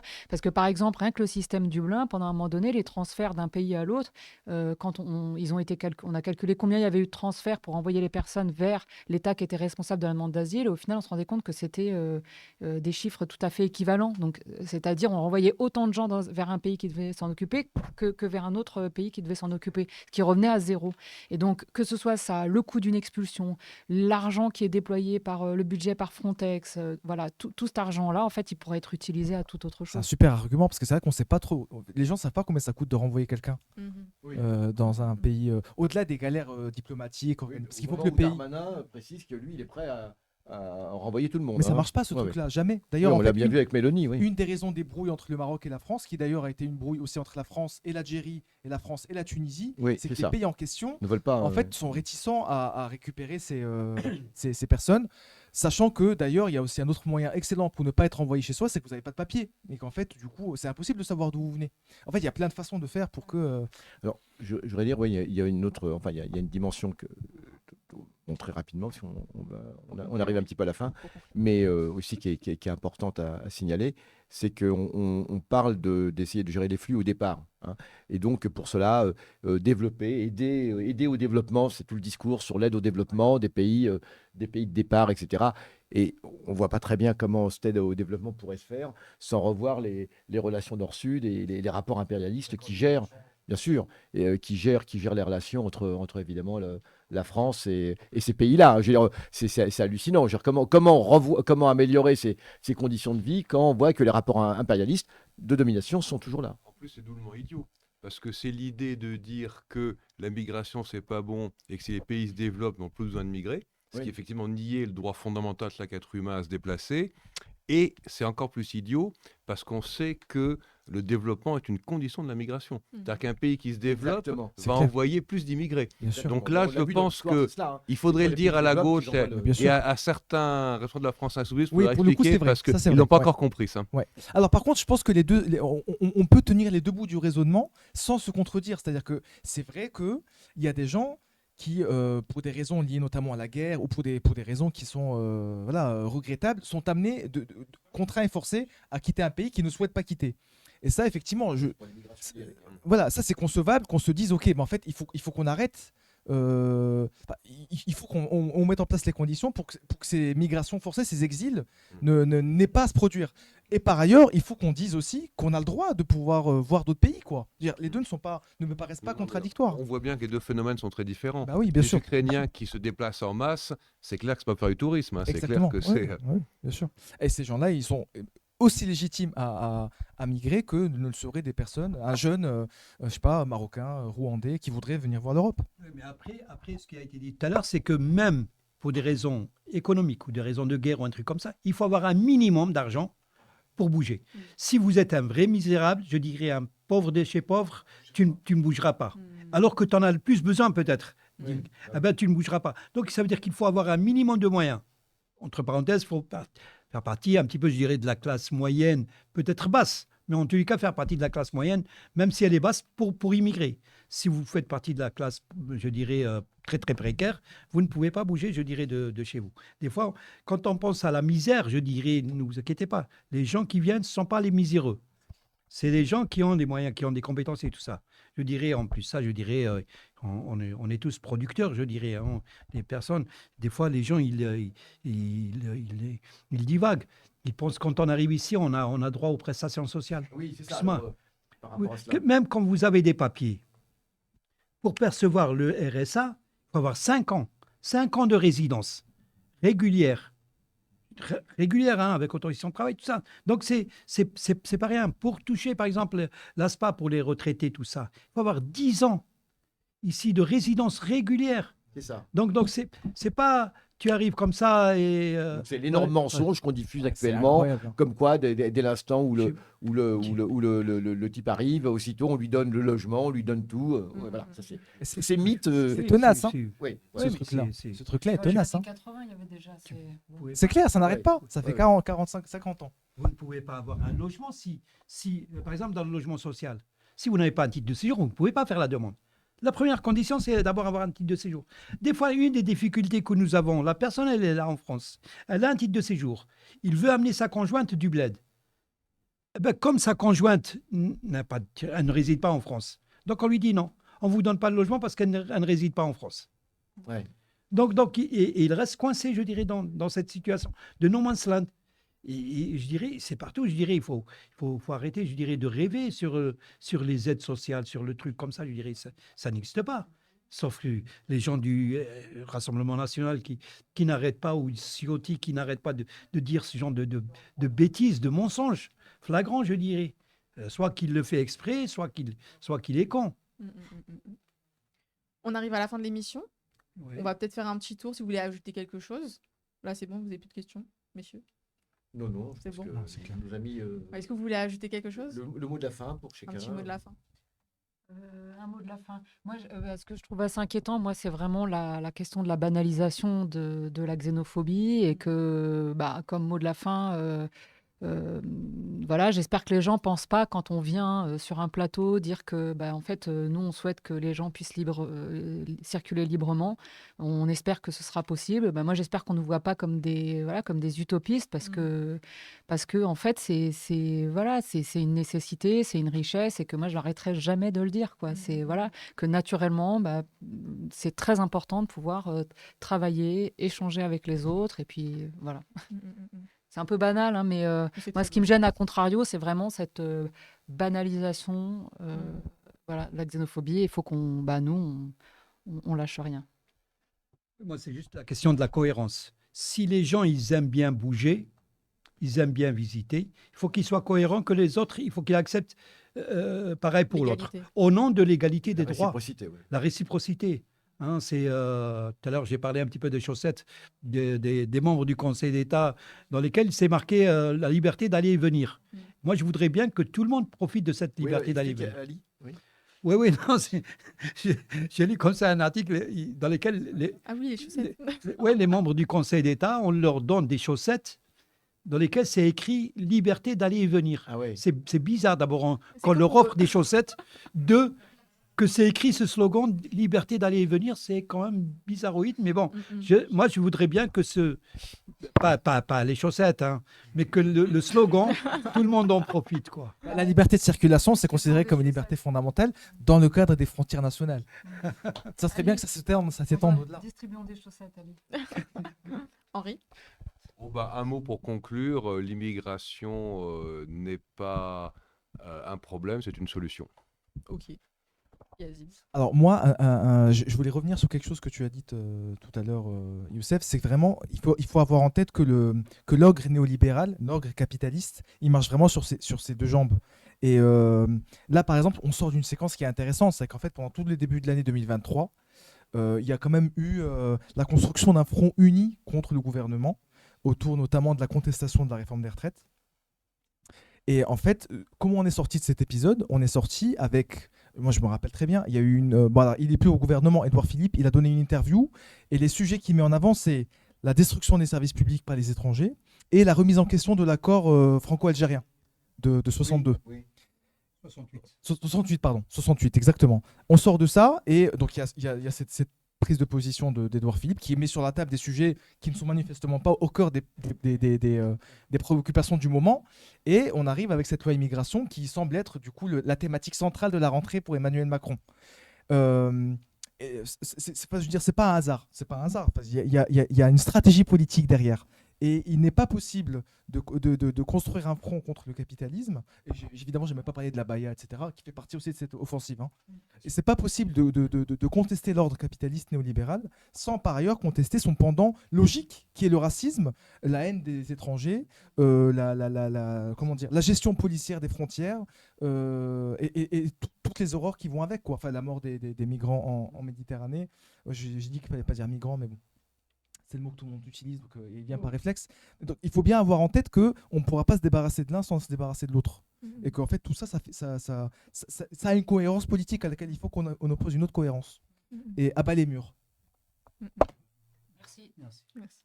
Youssef? Moi, je remercie surtout nos amis d'être venus et je rappelle l'extraordinaire travail qu'ils font, chacun dans son domaine. Henri, comme avocat, qui est un peu spécialisé quand même dans la question des sans-papiers depuis longtemps. Je te connais depuis même la fac, depuis Paris 8. Hein. Tu n'étais pas encore avocat à l'époque, mais tu étais déjà sur l'affaire. Ali, évidemment, ça, on ne présente même plus. Anna, que je ne connaissais pas, mais que j'ai la joie et le bonheur de connaître aujourd'hui.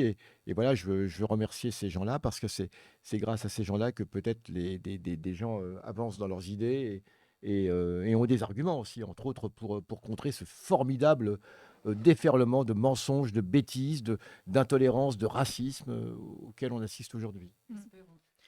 Moi, je vous remercie aussi. Merci beaucoup d'avoir accepté l'invitation. C'est revenu plusieurs fois sur le chat. Vous avez été très pédagogue, très clair, etc. Vous vous êtes écouté. Donc, franchement, ça va faire en replay, ça va faire une superbe émission, j'en suis sûre. Donc, merci beaucoup. Merci à Youssef qui a aidé à préparer l'émission. Merci à Yazid, évidemment, qui a bien participé à l'émission aussi. Merci à l'équipe technique. On a un peu eu du mal avec cette émission-là. Christophe et Omar qui sont venus aujourd'hui, hier, pour installer le matériel. On ne se rend pas compte. Ah, salut. Merci beaucoup. Oui, merci. Merci à l'équipe technique. Qui ont galéré, parce que tout ça, il faut il faut des gens, il faut des caméras, il faut du son, etc. Merci à Mehdi, à Zadi, Adèle, Yazid, etc. Voilà. Merci beaucoup. Et merci à Myriam. Merci. On peut l'applaudir. Merci.